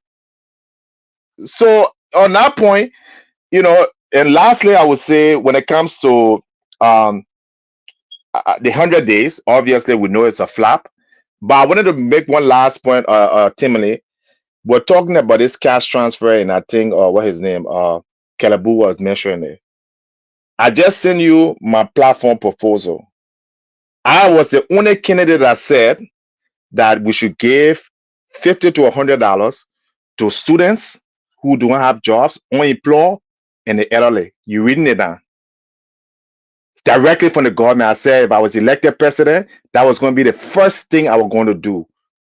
Cut the government high official salary, and I was going to save between $100 to $200 million, and there were going to be immediate cash transfer to those who are unemployed, the elderly, and of course our disability brothers and sisters. So when we're talking this thing, how many news? I was on most of the stations. I wrote articles.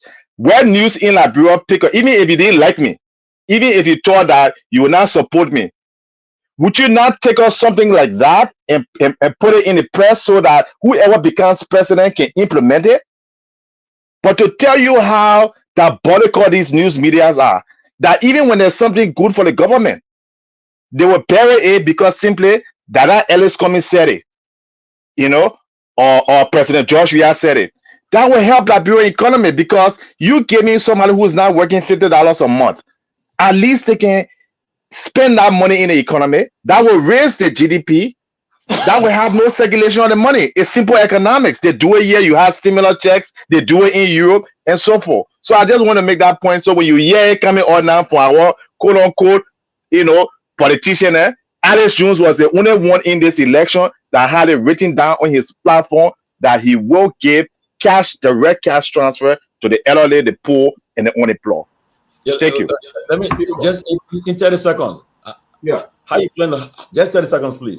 How you plan to pay for it? I said I will cut all government salary, beginning with the executive. Nobody will make more than $3,000 a month, including the president. And that would be where I would save between $100 and $200 million. And I would set up 30 corporations to employ people. And the rest of the money will go to direct cash transfer. That's how it would be paid for. Or adding any debt to the national economy. Anything there. Tomalin, we said this over and over, and I just want to buttress what Alex said a few minutes ago.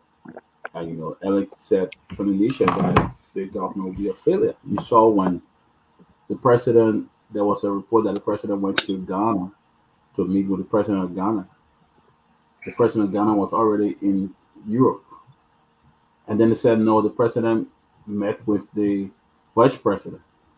When they couldn't produce picture, they say it was a Zoom call. And it started with that kind of stir. I mean, I don't think the president, I don't know. As I said, I don't know whether VP Boycott makes his own decision on whether some of the things that is happening. Why would the president not go to the AU summit? Why the president will not go to the ECOWAS summit right here in your notes? Why he would not go to the those meetings and things like that? So it shows, I don't know, is it restriction?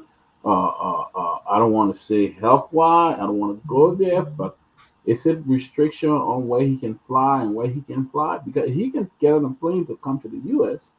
What more about going to Ethiopia or going to right here in Nigeria? The camping time he flew to Nigeria to hustle, went to Ghana, other places. So it's really sad. I mean, I said it from the beginning. I think President Boycott is a great person, but I don't think at this point, in his age, he really can deal with what's going on in Liberia. At this point, I don't think he can do it. I mean, let's be realistic here. I wonder, with the utmost respect for the president, but I just think based on his age and his health, the ability to really do certain things will be difficult. It'll be limited, and I think that's what we are seeing now. Because you said that you're going to ensure that the law is in place. You issue a statement that they welcome the Supreme Court ruling. and then go back and do the same thing. But the fact that is, like people, as you said, it's just a vlog country. Because the fact the same Supreme Court, who said that those people, you should withdraw the names. The people went back to them and they said, no, we're not going to take up the case again. So the whole thing, I mean, I'm not a legal expert, but I think it's nonsense. Yes, the law that you just passed, somebody violated it. It will come back to you. You who made the decision say that we should go back to the job, those people should be withdrawn, and will come back to you, and then you say, no, you can't take up the case. I mean, the country is a block. Even with the legal system, it's a block. It's probably something that was made up, or we're just going to pass judgment, and then they can fire them when they come back. We'll say no, it was pre-planned. The whole thing is a show that are pre-planned. Right. The Peabody, that's welcome to Liberia 101. That's true. There's a Canadian investor who came to Liberia, and he actually invested, more than $10 million into Liberia mining sector. Trying to seal his deal, the Ministry of Lands, Mines, and Energy, and some powerful people in the executive mansion decided that they will give the concession to, I think, Liberty. There's, I think, Aurora mining, Cayman. There's mechanized gold mining that taking place in the Cayman area. That area was actually explored by a Canadian businessman. He invested, documented everything, listed his company on Canadian Stock Exchange. To sue the MDA now, the men who were there took money from another new company, came with millions of dollars, bribed them, and they shoved the Canadian man out. They said, no, we'll not deal with you. And they went ahead and signed a new agreement. Councillor Gongo was a lawyer for the man. The man sued the government of Liberia. They won in that court $10 million against the government of Liberia. They went to the Supreme Court. In the ruling of the Supreme Court, open ruling, the Supreme Court agreed with the lower court decision that the government of Liberia defaulted and therefore must pay the Canadian man $10 million. But the very Supreme Court under Justice Francis Copper, that ruling in written form, it never came out. So the company and Councillor Gongo could not lay hand on the Supreme Court ruling up to today's date. That's the country you call Liberia.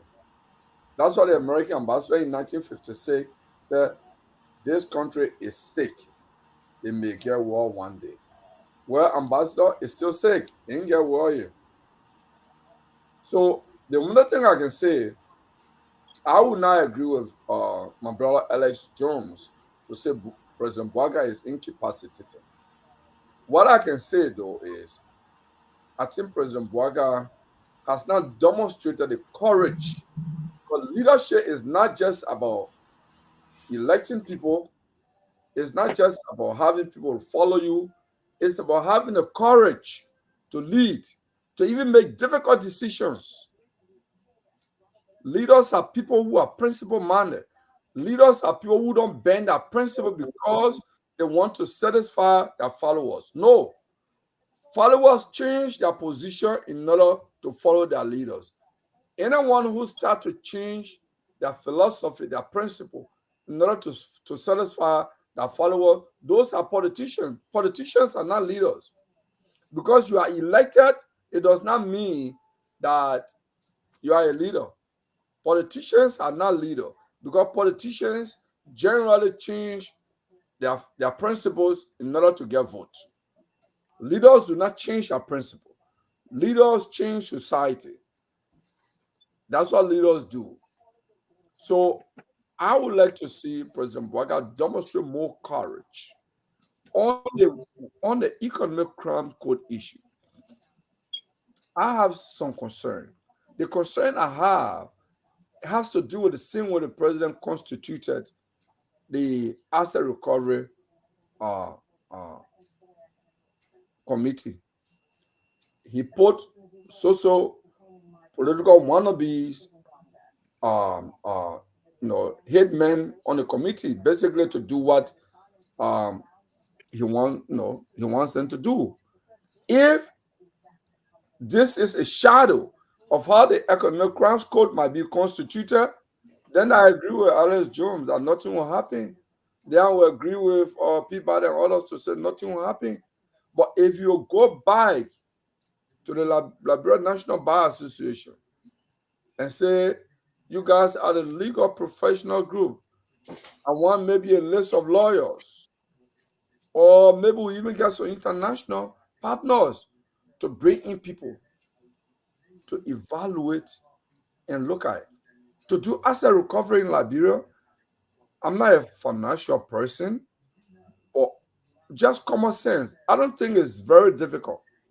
Because if I'm there, the way I'm going to begin is I just go and take the payroll from the Ministry of Finance for the most recent time, from 2006.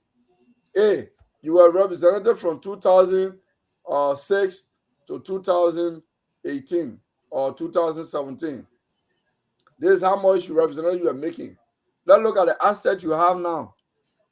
We put all together. Let's say you didn't even eat anything. You didn't buy clothes. This money you have, can I buy you 24 trucks? Can I build a house, the 26 houses you have? So where you got it from? Right there. They can't justify it. Mm-hmm. That's how I would do my asset. I would do my financial crime. You have committed economic crime. That you came to public office, broke, and after 12 years or after 18 years or after 6 years, this is what you have. Your salary in public service could not have given you this. So you committed economic crimes against the state. Who go there and seize everything. For me, it's very easy to prosecute this kind of case. It's very easy. But again, is President Boaga going to have the courage to bring in the right people on such a process that will go after those perhaps who have been stealing our money, those thieves who call themselves politicians? Oh, I have more votes. You have more votes because you've been stealing from the people and making the people poor, and they come to you for you to feed them. Then they support you. Then you call that you are popular. You are not popular. You are a criminal. And the country has been impoverished by your action. So these people are following you. They are following their victimizers. And that's what happened in abusive relationship, because they have not seen the other side, they always follow their abusers. And that's what is happening in Liberia. So wait, where is that video? It's a clip. Whenever I listen to that clip, I laugh. President Boaga, he was, I think, yesterday he was touring. He went somewhere, and I think on an open mic, somebody said, "Labram people." I saw the people they want money.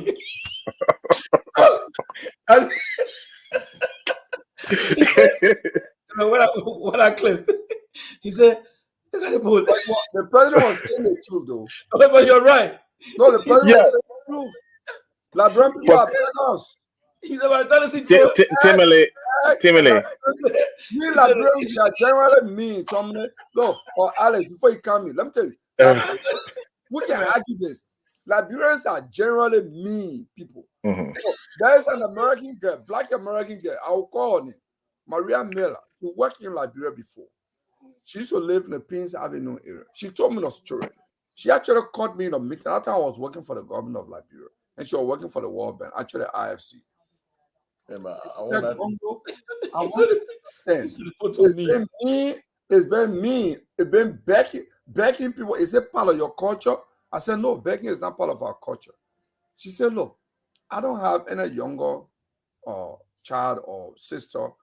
I go to the US, I collect all my Google clothes that can fit me because I'm making good money. I bring them to Liberia. I give it to people, young girls in my community.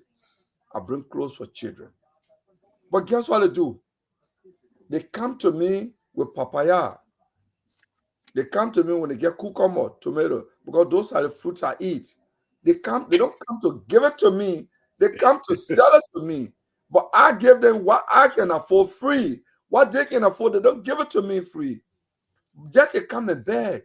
Yeah, but no, So but you want to know what I'm begging was part of our culture. the body, you listen to that thing? You listen to that clip? Yeah, but I mean, but Tony, he said to put a big, but he said to be asking for money though. That's what I'm saying. He said The next time I'm begging for money. You know, if I don't see JMB rescue, he said, look at it.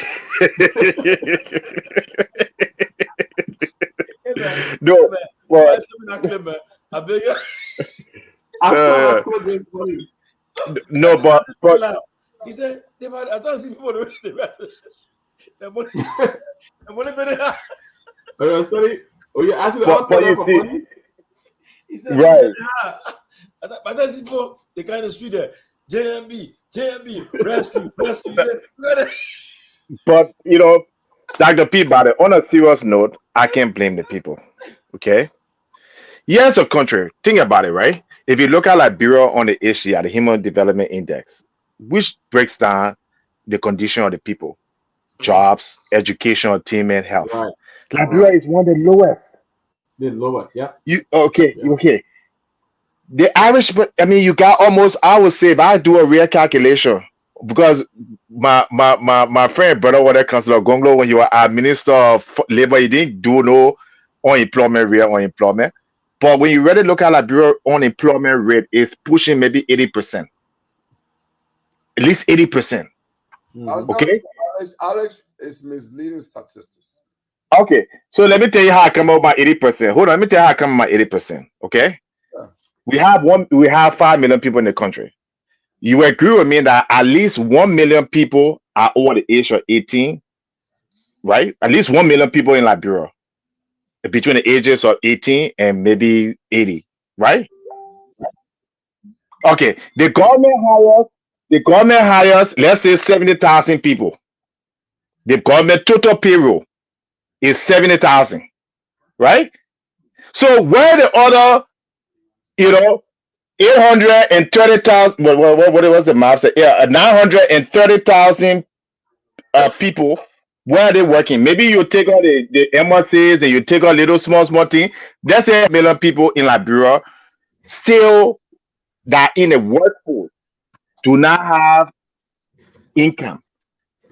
Then you take the bulk of the salary wage bill, which is around 300 million, right? Of that 300 million, about 500 people in Liberia makes almost a quarter of that 300 million. The president, the vice president, the speakers, the legislator, about 500 people. What do you expect the rest of the people, the 800 or 700,000 adults that can work in Liberia, how do you expect them to eat? Except to beg. So the problem is not bucket and brought this problem.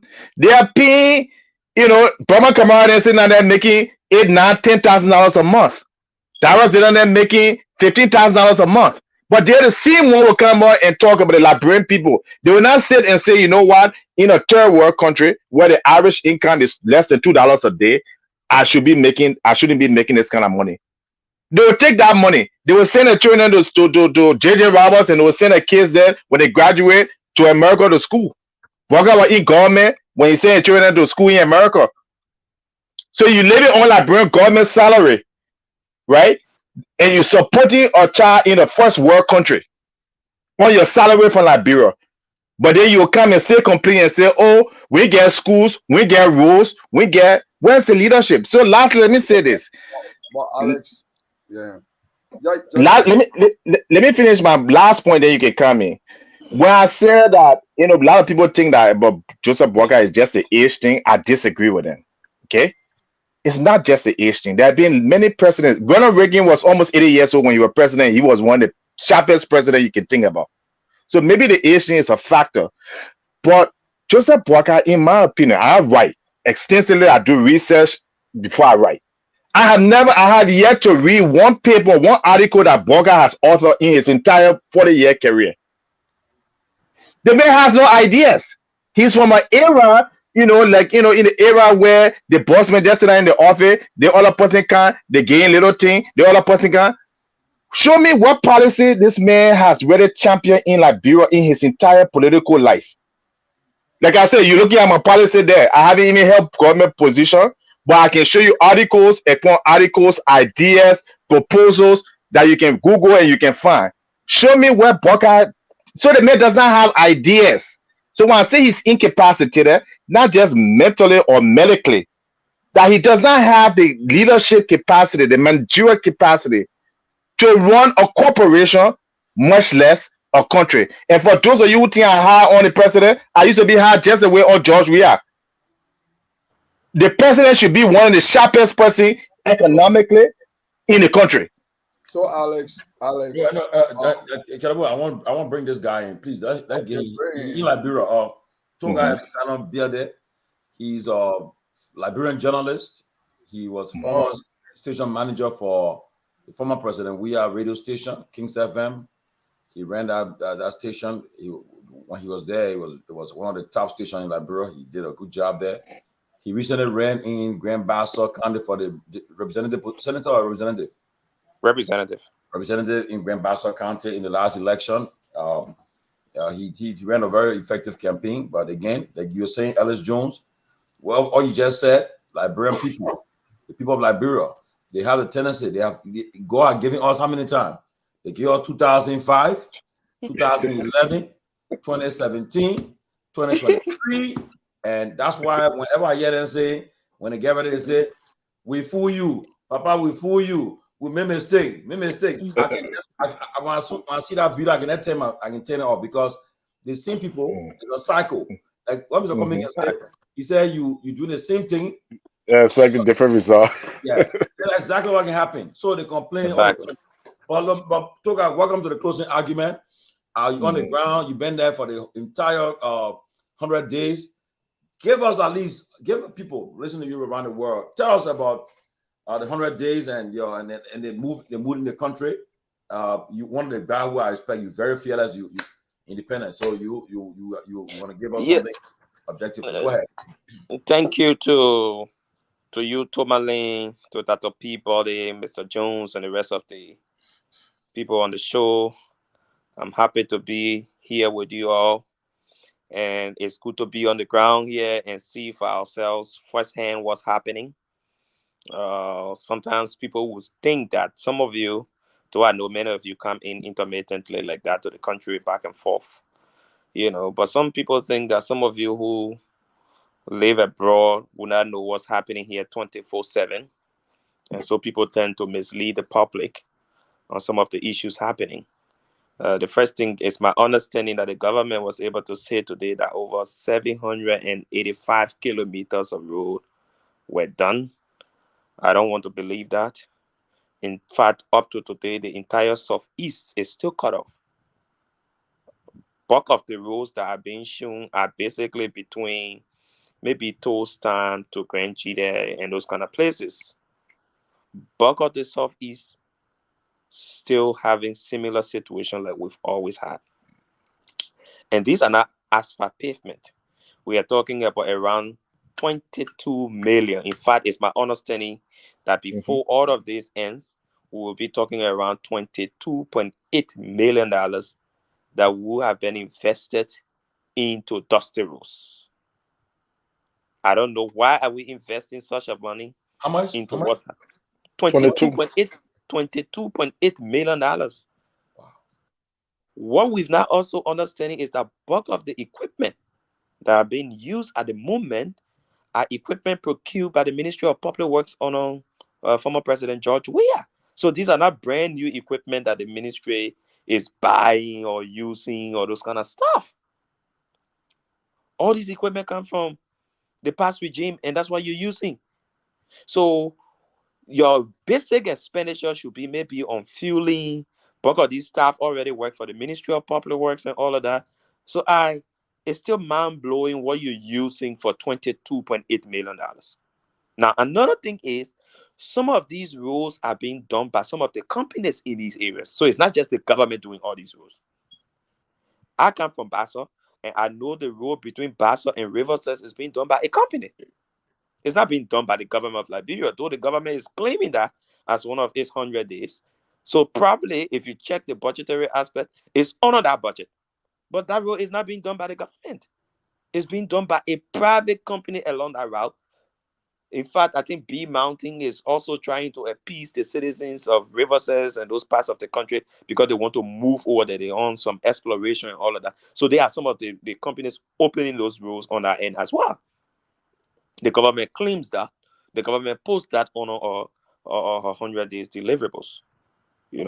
Now, another issue has to do with this 10,000, I think, IT students, something you heard about. So I think this is one of the reasons why President Bouaka took the arbitrary and hasty action at the LTA. Because this function will have concluded the 100 days. You saw today the president having a whole gathering to begin this 10,000, ICT program for Liberian students. You saw it today going on.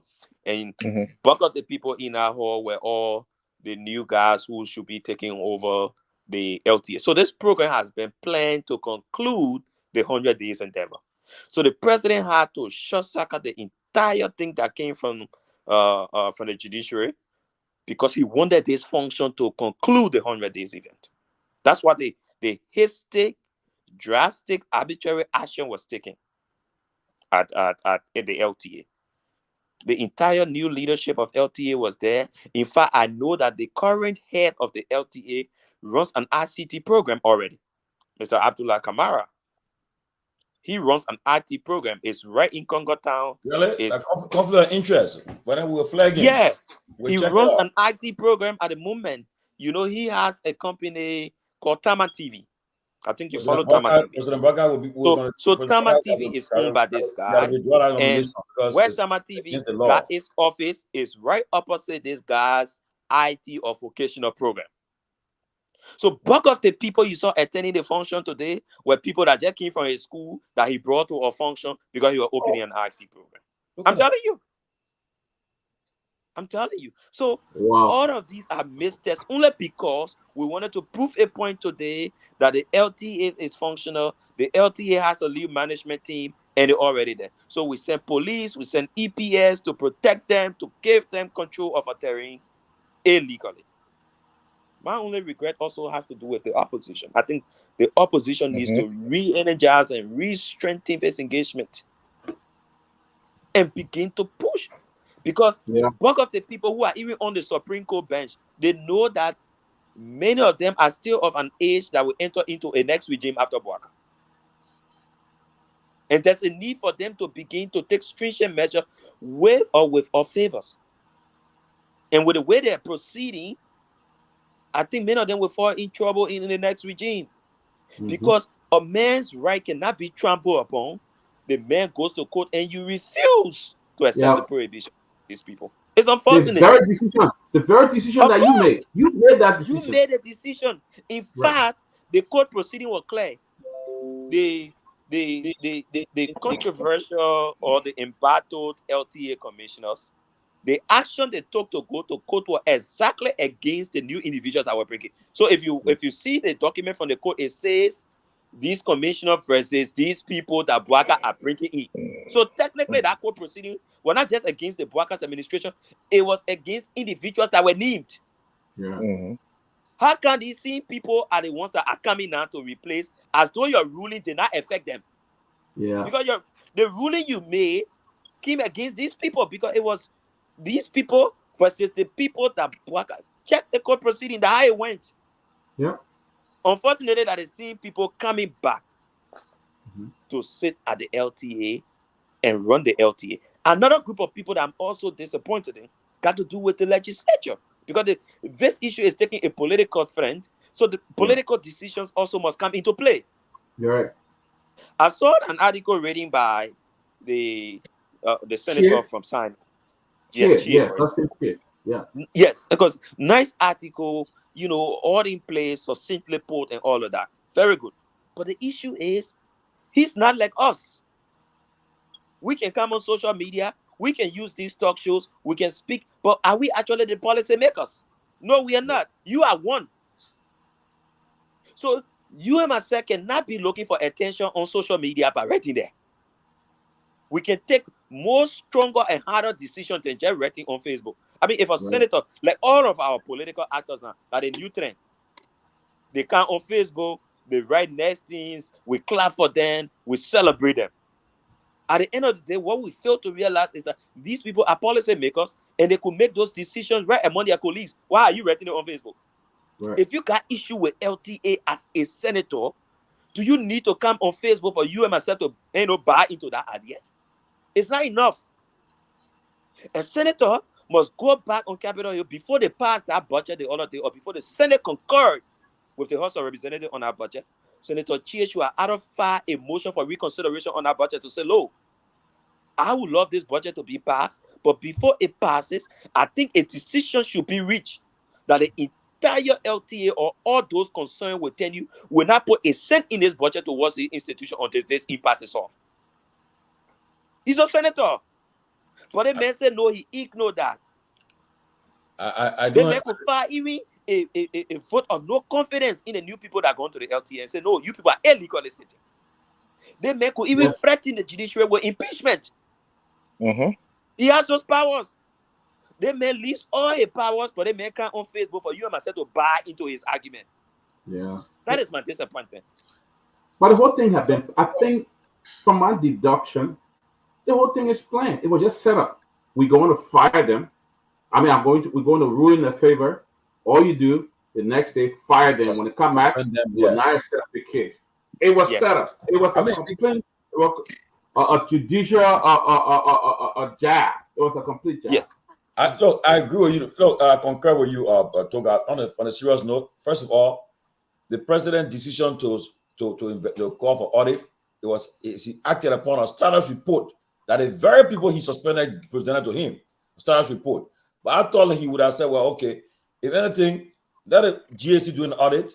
If they come up with anything, you take an action. But like you said, it was all planned. And then my surprise, the thing that bothers me is that you have justices. The Supreme Court our constitution says that you have three separate branches of government. Now, the Supreme Court, you're not under the executive branch. You are a branch of yourself. You got, and mind you, on that right now go there are four because the other guy died. You have Justice Yami Gbese. You are nominated by President Weah. Even though he had a lot of questionable issue with him, his record was on a question. He had a lot of cases that were question mark. But yet and still President Weah nominated him. Yami Gbese, the Senate confirmed him. You had Justice Yusuf Kabah, who was nominated by President Weah, okay, on our bench. Then you have the Chief Justice, who President Weah elevated as Chief Justice. The only person that on our Supreme Court that came from the UP was Nyenwolo. Okay, and the Supreme Court they play a key role in our country transformation, because as people are telling me today, the only hope we got for is our Supreme Court. That when you go for justice, but what you see happening, and it's aligned to happen, it make it look just small, because honestly, and then like you said about Senator Augustine's chair, I saw what he wrote, but when I went to room, I said it's not enough. It's not enough. If you serious, you will go to you put a stuff on the floor to the president, put them, say, look, the people that were president nominated will not confirm them until the writing is done. And then Tomalin, for the fact that they're allowed to go to work the next day, they went there, people were cheering them, and they took office. I mean, I don't understand what happened. There is another issue, I think, that was started by Senator Finley. I don't know how far he's gone with that law or so, but the issue of acting and how long can someone hide. In fact, the legislature raised that issue with the issue of former mayor of Monrovia. What's the woman named Mirabro? Mirabro acted over a year after the Senate refused, I think, to confirm her because she slapped an office staff of the Senate that year. Now, that woman acted over a year. The Senate raised that issue. I'm hearing that Senator Finley is trying to even put a bill on the floor that, look, you cannot act like you say now. This government has up to 6 years, and you just send acting commissioners to LTA, and you expect that those acting commissioners will act for 6 years. Technically, they will be seated illegally for 6 years, and this is wrong. How long can you act? It also has to be honest to honor the laws. You can't act for Senator Finley is even proposing that no one should act for more than 3 months, because technically it means you usurping the function of the Senate in terms of confirmation. The So what Senate should action? confirm What you action? What before action? you What become action? legitimate. So what But you action? cannot be asked. So Toga, What Yes, action Senator Finley is going to Basanga? What I think action? he's trying to put a new bill on the floor okay, so that people who want to act, there will be timeline for acting. If you don't do that, there will be problem, because the president could say somebody could act for the rest of the tenure, correct. and then Toga, that person should technically be confirmed and all of that. But he's just keeping the man acting over and over. all right. Toga, if I can come in, Yes. you make some very good point. Very, very good, brilliant point. But one point that stands up to what you're saying, and I was just reading the comments, and somebody was even saying we're drinking Kool-Aid, and they are right. Yeah, like Joe Now, Jala. they are right. You Jala. know, they were right. We're drinking Kool-Aid. We can talk all this thing yet. Yes, I agree with your point that acting and all that kind of stuff is putting a bill before. But do you really think that's the real? How is that really going to provide job for somebody in Liberia or somebody who got to feed their children for the next 5 years? The real issue in Liberia here is economics. The real issue in Liberia is you have a failing and corrupt government. When I used to come on and say that these politicians are corrupt, corruption can take two forms. There's economic corruption, there's political corruption.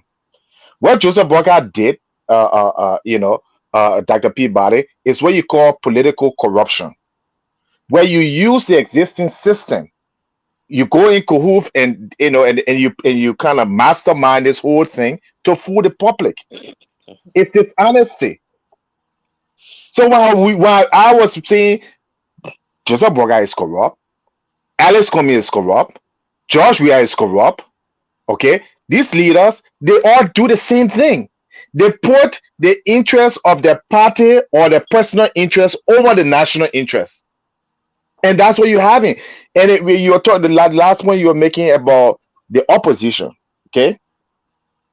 The opposition in Liberia is in a quagmire because you got the CDC, you got a unit party. The problem here is that the opposition does not have credibility. They cannot talk about some of these things that anybody in Liberia listen, because the opposition is questionable. Most of the decisions that they made in the time they govern, you understand, people had the same issues with it. Like you're talking about the LTA when the guy was was suspended. There was a lot of irregularity. So the question that I want to ask you is, where do you see the way forward? Because we can talk about this small thing, and yet next week will be on something else. The other week will be on something else. How does the country move forward? Get a leader that can straighten this buckle up. Like I said, if you don't have a leader in Liberia, I'm not advocating like Jerry Rawlings militarily, but I'm talking about a leader that will be straight to the letter.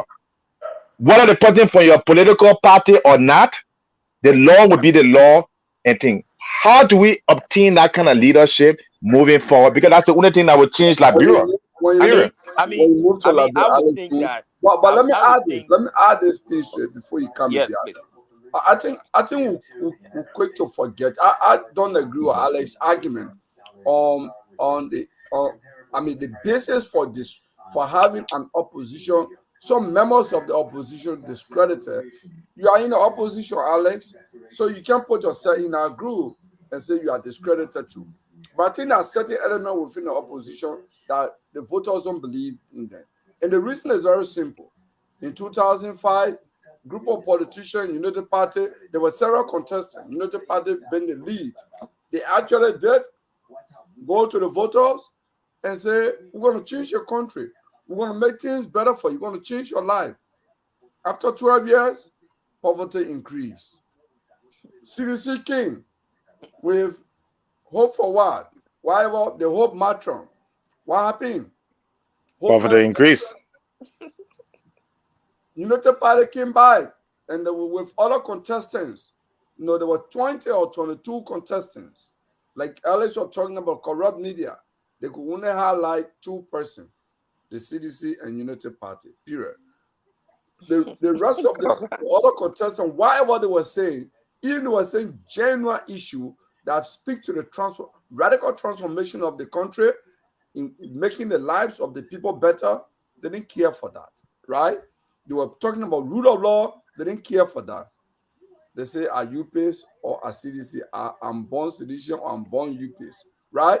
That are born got us where we are. So now, but majority of the voters are not partisans. So they don't believe in these people, that they keep promising when they have power, they don't change. And that is really the problem. But the people who really need to change the country are not given the power. So, like Pierre Lumumba would say, how do you give hyenas to mine your goat? And when the goats are stolen, then you ask, where is my goat? But you gave your goat to hyenas to mine. No, but you say what you saying making sense. I can tell you this though. Just now, tomorrow you organize election like bro tomorrow. Don't mind people like bro. You will end up with the same. They will end up with the same 2 parties again. No, I disagree with you, Timothy.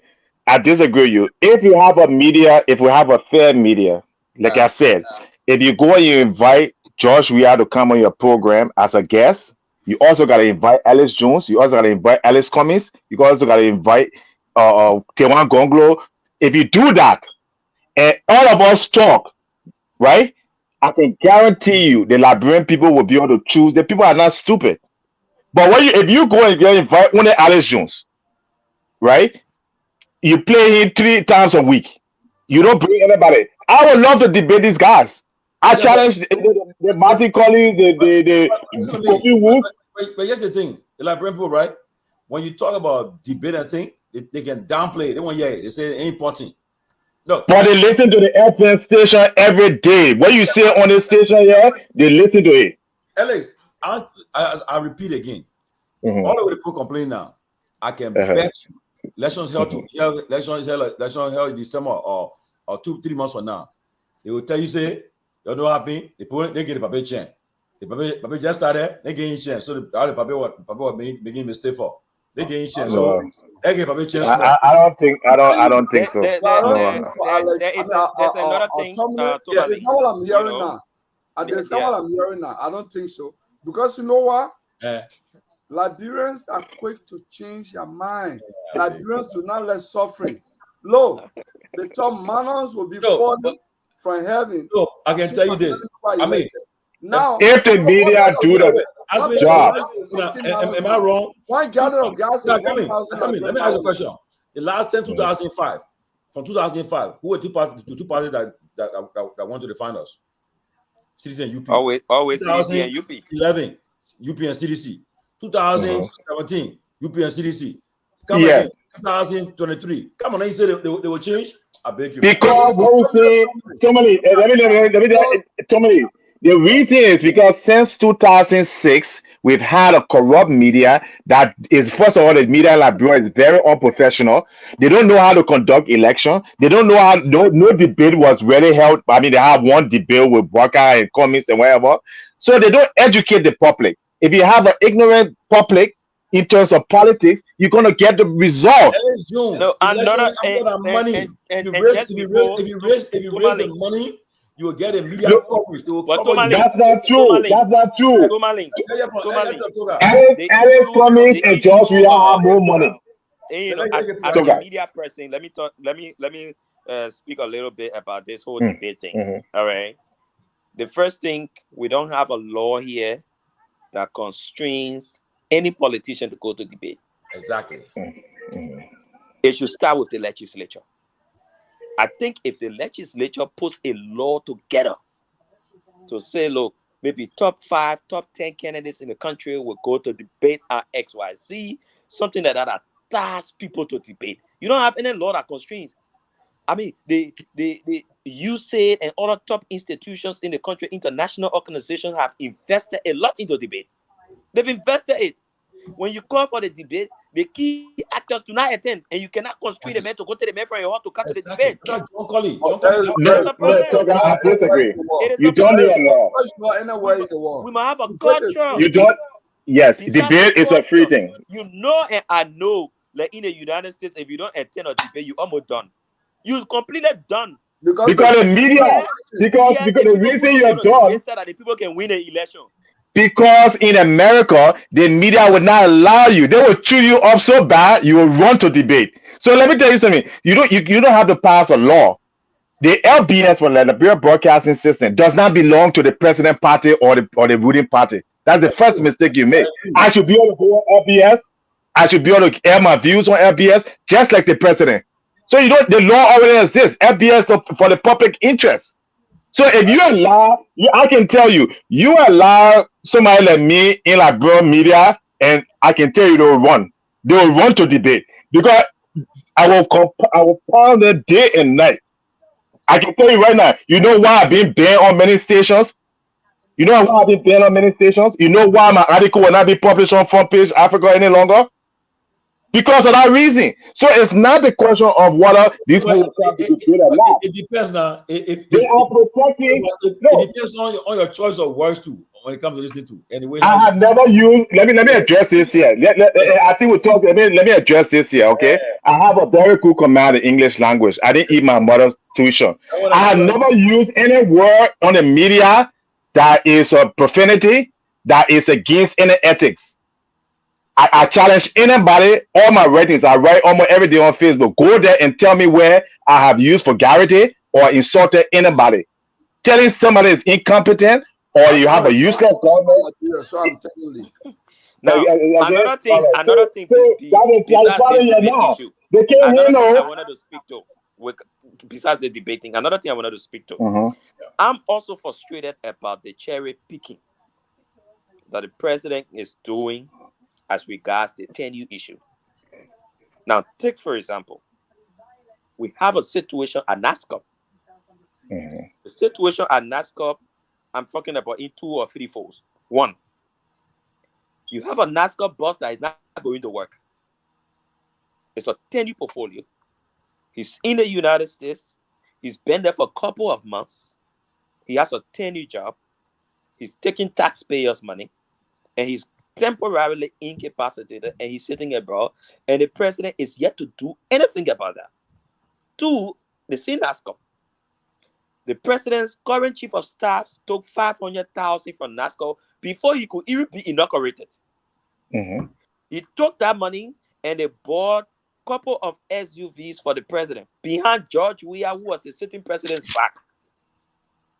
Now, had these instances been 10U portfolios that the president wanted to squash, by the time they not put big corruption scandal on somebody and the president already ordered the job. These are cherry picking issues. Now, you currently auditing even Central Bank of Liberia. There are several other institutions. You remember the last time the president called for audit of several institutions.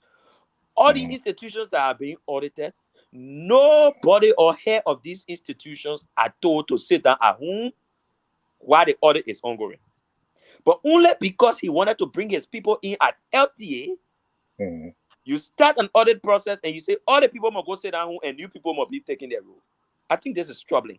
For me, this kind of cherry picking is wrong. Why isn't the press writing about it? Right. It is mind-boggling because the first year, how can you do an audit when the people that you're auditing are not there? The information you would need, certain pieces of information you need to ask them. So this thing is plain. Man. What they're going to do, they're come out and indict and say, "Oh, you're still this amount." That's all they're going to do. It's already planned.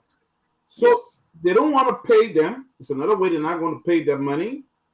So what they're going to do is they're going to bring an indictment on them, accuse them falsely, and say that they stole money, which they didn't do. But that shows how divisive the precedent you have is. That shows how deep. That's very deep. That shows the kind of person as a leader who's supposed to say, you know what?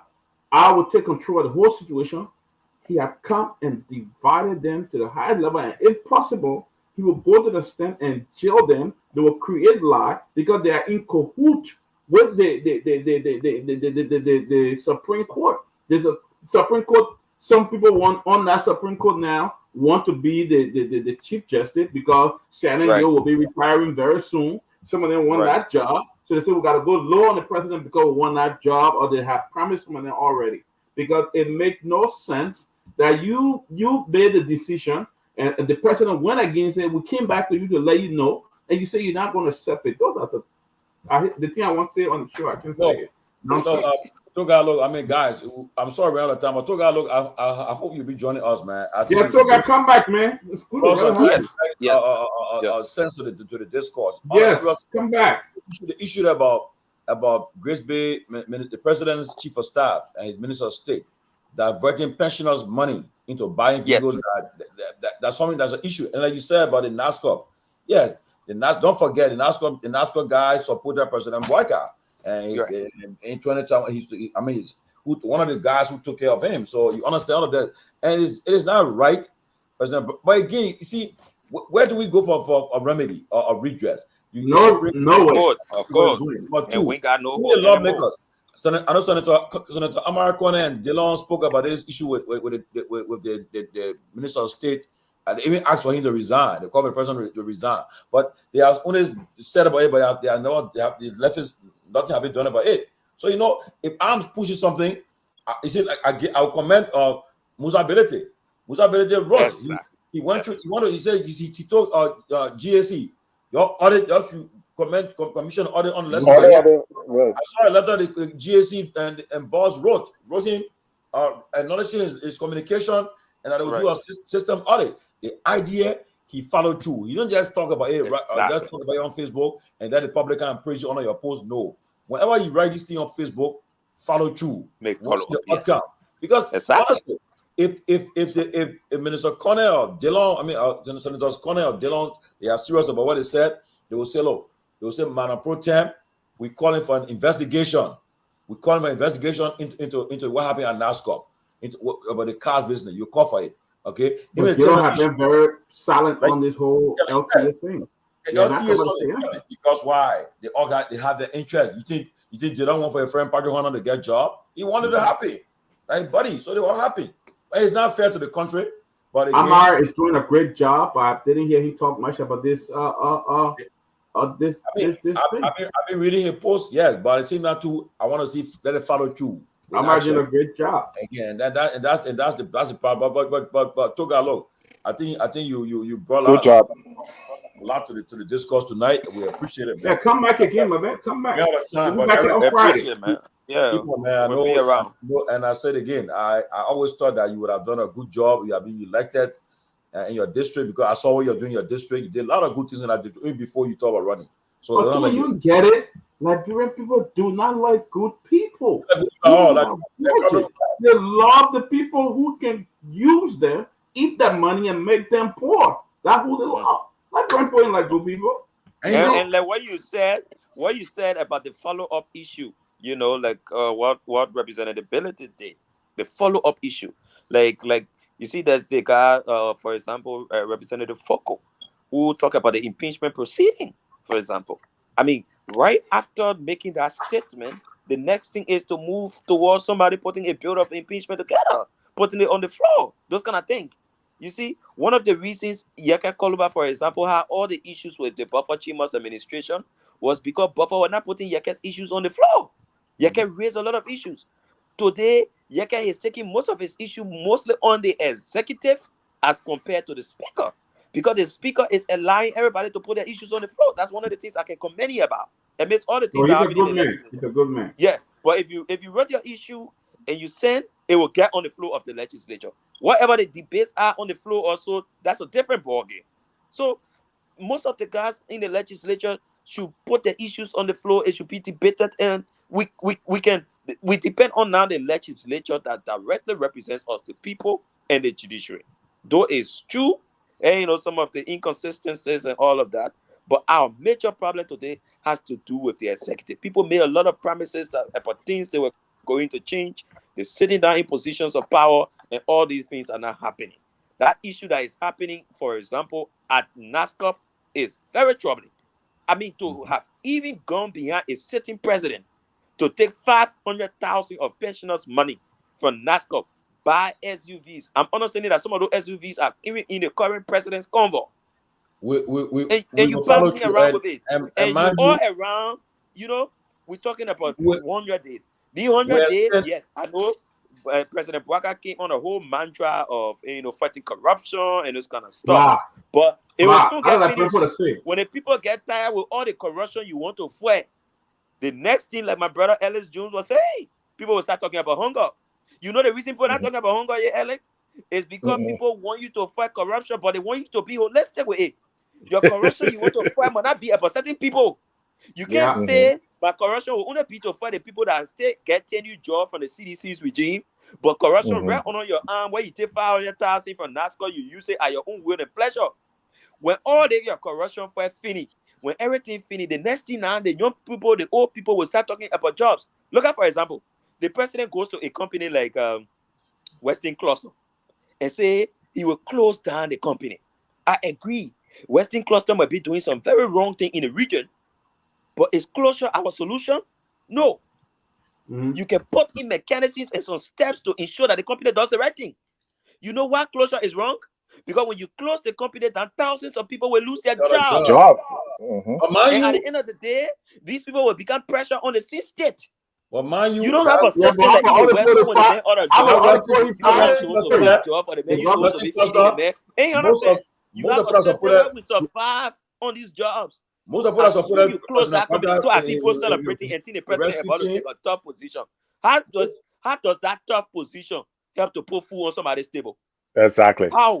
Most of people that supported the President Bwaka rescue team, they connected to that Western cluster. So if he closes down, he will be stepping on some of his supporters, them and toes. I mean, God, they are connected somewhere. Oh yeah, they get contracts with the people. But you see, So, but Tomalin, if you read Front Page Africa, you'll notice that some of these same supporters are coming in and making it clear, yes, the president is well, and he closed the company down. You read Front Page Africa, you see some of the costs on it. And I know that these are people that are serving thousands of people, and when these people get out of job, they will be in trouble. Look, because as soon as people get out of job, they will be on Snow's fund, they will be to American fund, they will be to the lawmakers fund, they will put in to find food for them. People, then at the end of the day, the president will start crying and say the people baking. But Tommy County was the simple that voting. They voted for Joe Bwaka in numbers. Let me say something. You know, I know I won't call me, but there's an official government doing something. Look, this is the same thing. Do you know the issue at the port at the free port? All the how they call they say the CTN, they met all that stuff there. People in the government, members of the legislature, I know their names. They said, look, they went to the whole thing about that what time we got what people there. We want a contract. That why that is same old thing. They want a contract. They want to get because if I bring company, we can talk today and talk tomorrow. Nothing going to change. But that's what happened. It's a two-level Buddha. How can you be a legislator and you are the major supplier of trucks, for example, to Metal Steel? How? Right. That's a shame. That's the problem we're facing in the country. That's what the problem the country is facing. But guys, look, let's call it a day because we're out of time. It will be we gotta go Friday. But I will say this: yes, on Saturday we'll be in Maryland for the High Table Spring Dumbbell Festival, under the leadership of our High Table chairlady Makan Randall. We're having dumbbell soup, goat meat, and peanut soup. God, I'm getting hungry already. Complimentary drinks on the house. That May 4th. Music by DJ Tom Sherman. We'll be there, man. I think the argument guys will be there. We'll be down there, We'll be there to make sure this work. Ella June, what state are you in? No, I'm in Massachusetts. Oh, really? I used to live in Rhode Island for a long time, close there. I'm in New Hampshire all the time. Yeah. Okay, we'll meet up. We'll meet up before I leave. So I always in Rhode Island. I will connect with you. But no, let me just say this, Tomalin, and you know, Today the birthday of Yeke Koluba. Just Yeke, happy birthday today. Sylvia, I gotta see birthday. Ellen Chuchu Jones, happy birthday to you also. Your birthday too. Today's Alex Chuchu's birthday. I mean, it's good to spend your birthday with us in the closing argument. That's good, Alex. No problem. And also happy birthday to Honorable Yeke Koluba. They're all celebrating their birthday today. They're all the May 1st guys. Welcome, guys, and hope you guys having a pleasant birthday and enjoying yourselves, you know. But Alex Jones, I mean, today your birthday. Give your closing comment on your Happy birthday, Alex. Wish you. Yeah, thank you. I'll keep working for the people even on my birthday. No problem. They'll remember me in 2029. No, but you know, I just want to close on this point. I think it's a good show, and I think Toka brought a lot to the table as a journalist, and I think, you know, I applaud you guys for always reaching beyond your, you know, your core group to bring people. I would say that if you're expecting this government or the legislator to bring the change that Liberia needs, then you're depending on a broken stick. These people have vested interests; they're there for themselves. But I do believe strongly in the media, and that's why I don't give you guys hard time, because I believe that the media is the one that can really shape the society and change the discussion. So when I hear these things happening and then it's not reported in the media or it's not adequately discussed, you know, I get very disappointed. So you keep doing what you're doing, and I believe just like how single-handedly the Swoon TV got Burka elected, single-handedly closing argument can get Joseph Burka removed for incapacitation.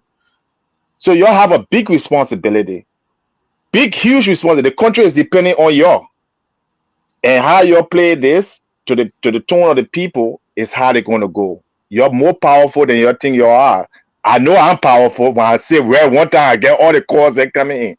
So let's keep being honest with the Liberian people. Let's forget about partisan, and let's just say the right things and do the right things, irrespective of, you know, what side we on. And I think the Liberian people will reward us and will thank us for that responsibility. Thank you so much, and again, thanks for all those for the birthday wishes. Man, Alex Jones, enjoy your birthday. Go and have fun. Thank you. All right, guys. Your day. Okay. Have fun, brother. Thank you so much. Thank you. Yeke Koluba, man. Yeke, today your birthday. I know I told you happy birthday today. Happy birthday, Yeke Koluba. I hope you enjoy your day. I hope God bless you and protect you in all your endeavors. Buddy, have been a good show, man. Like you said, 100 days of this government. People are not satisfied. People are not satisfied. All people are complaining. But I hope they can rebound. They can rebound in the next 6 months and see what happens. But they already gone 100 days into their time. As soon as low, it will be the year will be over. Will be end of 2025. Year one will be gone. Yeah. Just before we close, hey guys, we still need your help for the closing argument. A few people donated today. Patient Green, Ivan Lokin, Sarah Dupo, Winifred Smith. They sent gift to us today. Who was the other guy? Let me make sure I call his name. Just want to make sure I don't leave anybody out. But we still asking for a contribution. We want to continue on this show. You gotta help us, guy. You know, we don't do that. But Monoba colleague, thank you as well. But guys, the Cash App is there. If you couldn't do it today, we ask that sometimes you just go there and send out a contribution. But don't forget to attend the High Table. If you live in the Maryland area, go to the High Table this Saturday, man. It's going to be a lot of fun, food, and all of that. Go and be part of the celebration. Yes, it's going to be a lot of fun. Doma soup, goat meat soup, peanut soup, GB. Oh my God, dried rice. Jeez, I know the GB and the Doma now. Which one will take? I washing my hand to eat a GB. Yeah, I'll start with GB and end with I'll start with GB, continue with Doma, then end with the dry rice. I'm telling you, just $25, guys. If I come back, I think I would give like 3 or 4 pounds, right? The chairman will be there, the Keff will be there, Grace will be there, Caleb will be there, everybody will be there, man. So guys, if you want to come up, man. Come and have some fun in the park. Yeah, the guy from Coast and Acton, man. Come Lake shop, Ridge brother. Drive, Boys, Maryland. Yeah. Shelter C will be down there, man. Mark out who you getting ready for us. We'll be there, round up. And the guys, but good show, Tomalin. I gotta run, guys. Thank the guys in studio, man. You guys did a wonderful job. Yeah, Herman Jala, man, you guys did well. Aaron, you sleeping? What I meant to wake that man up. Aaron. Aaron, you on live, oh. Okay, guys, we'll see you. I see you guys, boy. Aaron Jala. Oh, Aaron, Robert left, right? Robert Gagwa left, right? Eh? Remember that while I got Aaron tired. We got Aaron hanging on Robert all night. Oh, yo, Robert, eh? Oh, I don't know. Okay. All right. I'll be Robert back. Back. All right, guys. Hold it down. Hey, guys, man. Henry, I'll take it over. See you guys. What's this, Grace? You love it. Grace, she's going to pick up her daughter. Damn it. Pick up her daughter. Okay.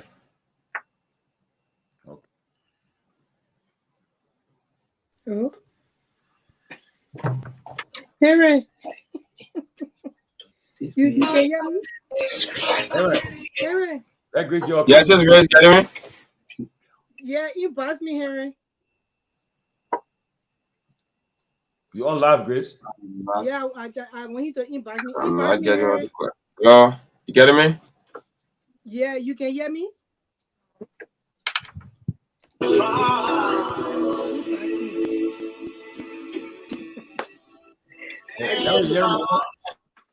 You hearing her? Harry, y'all?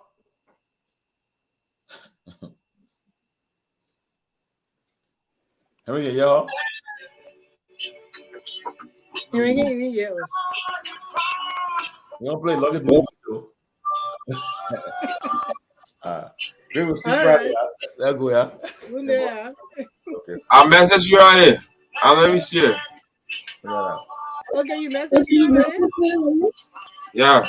All right. Yeah, good night. Okay. And I'll tell you, there's all the time we have to be able to play. I'm closing that game, man. I'm going to drop it for 6 minutes.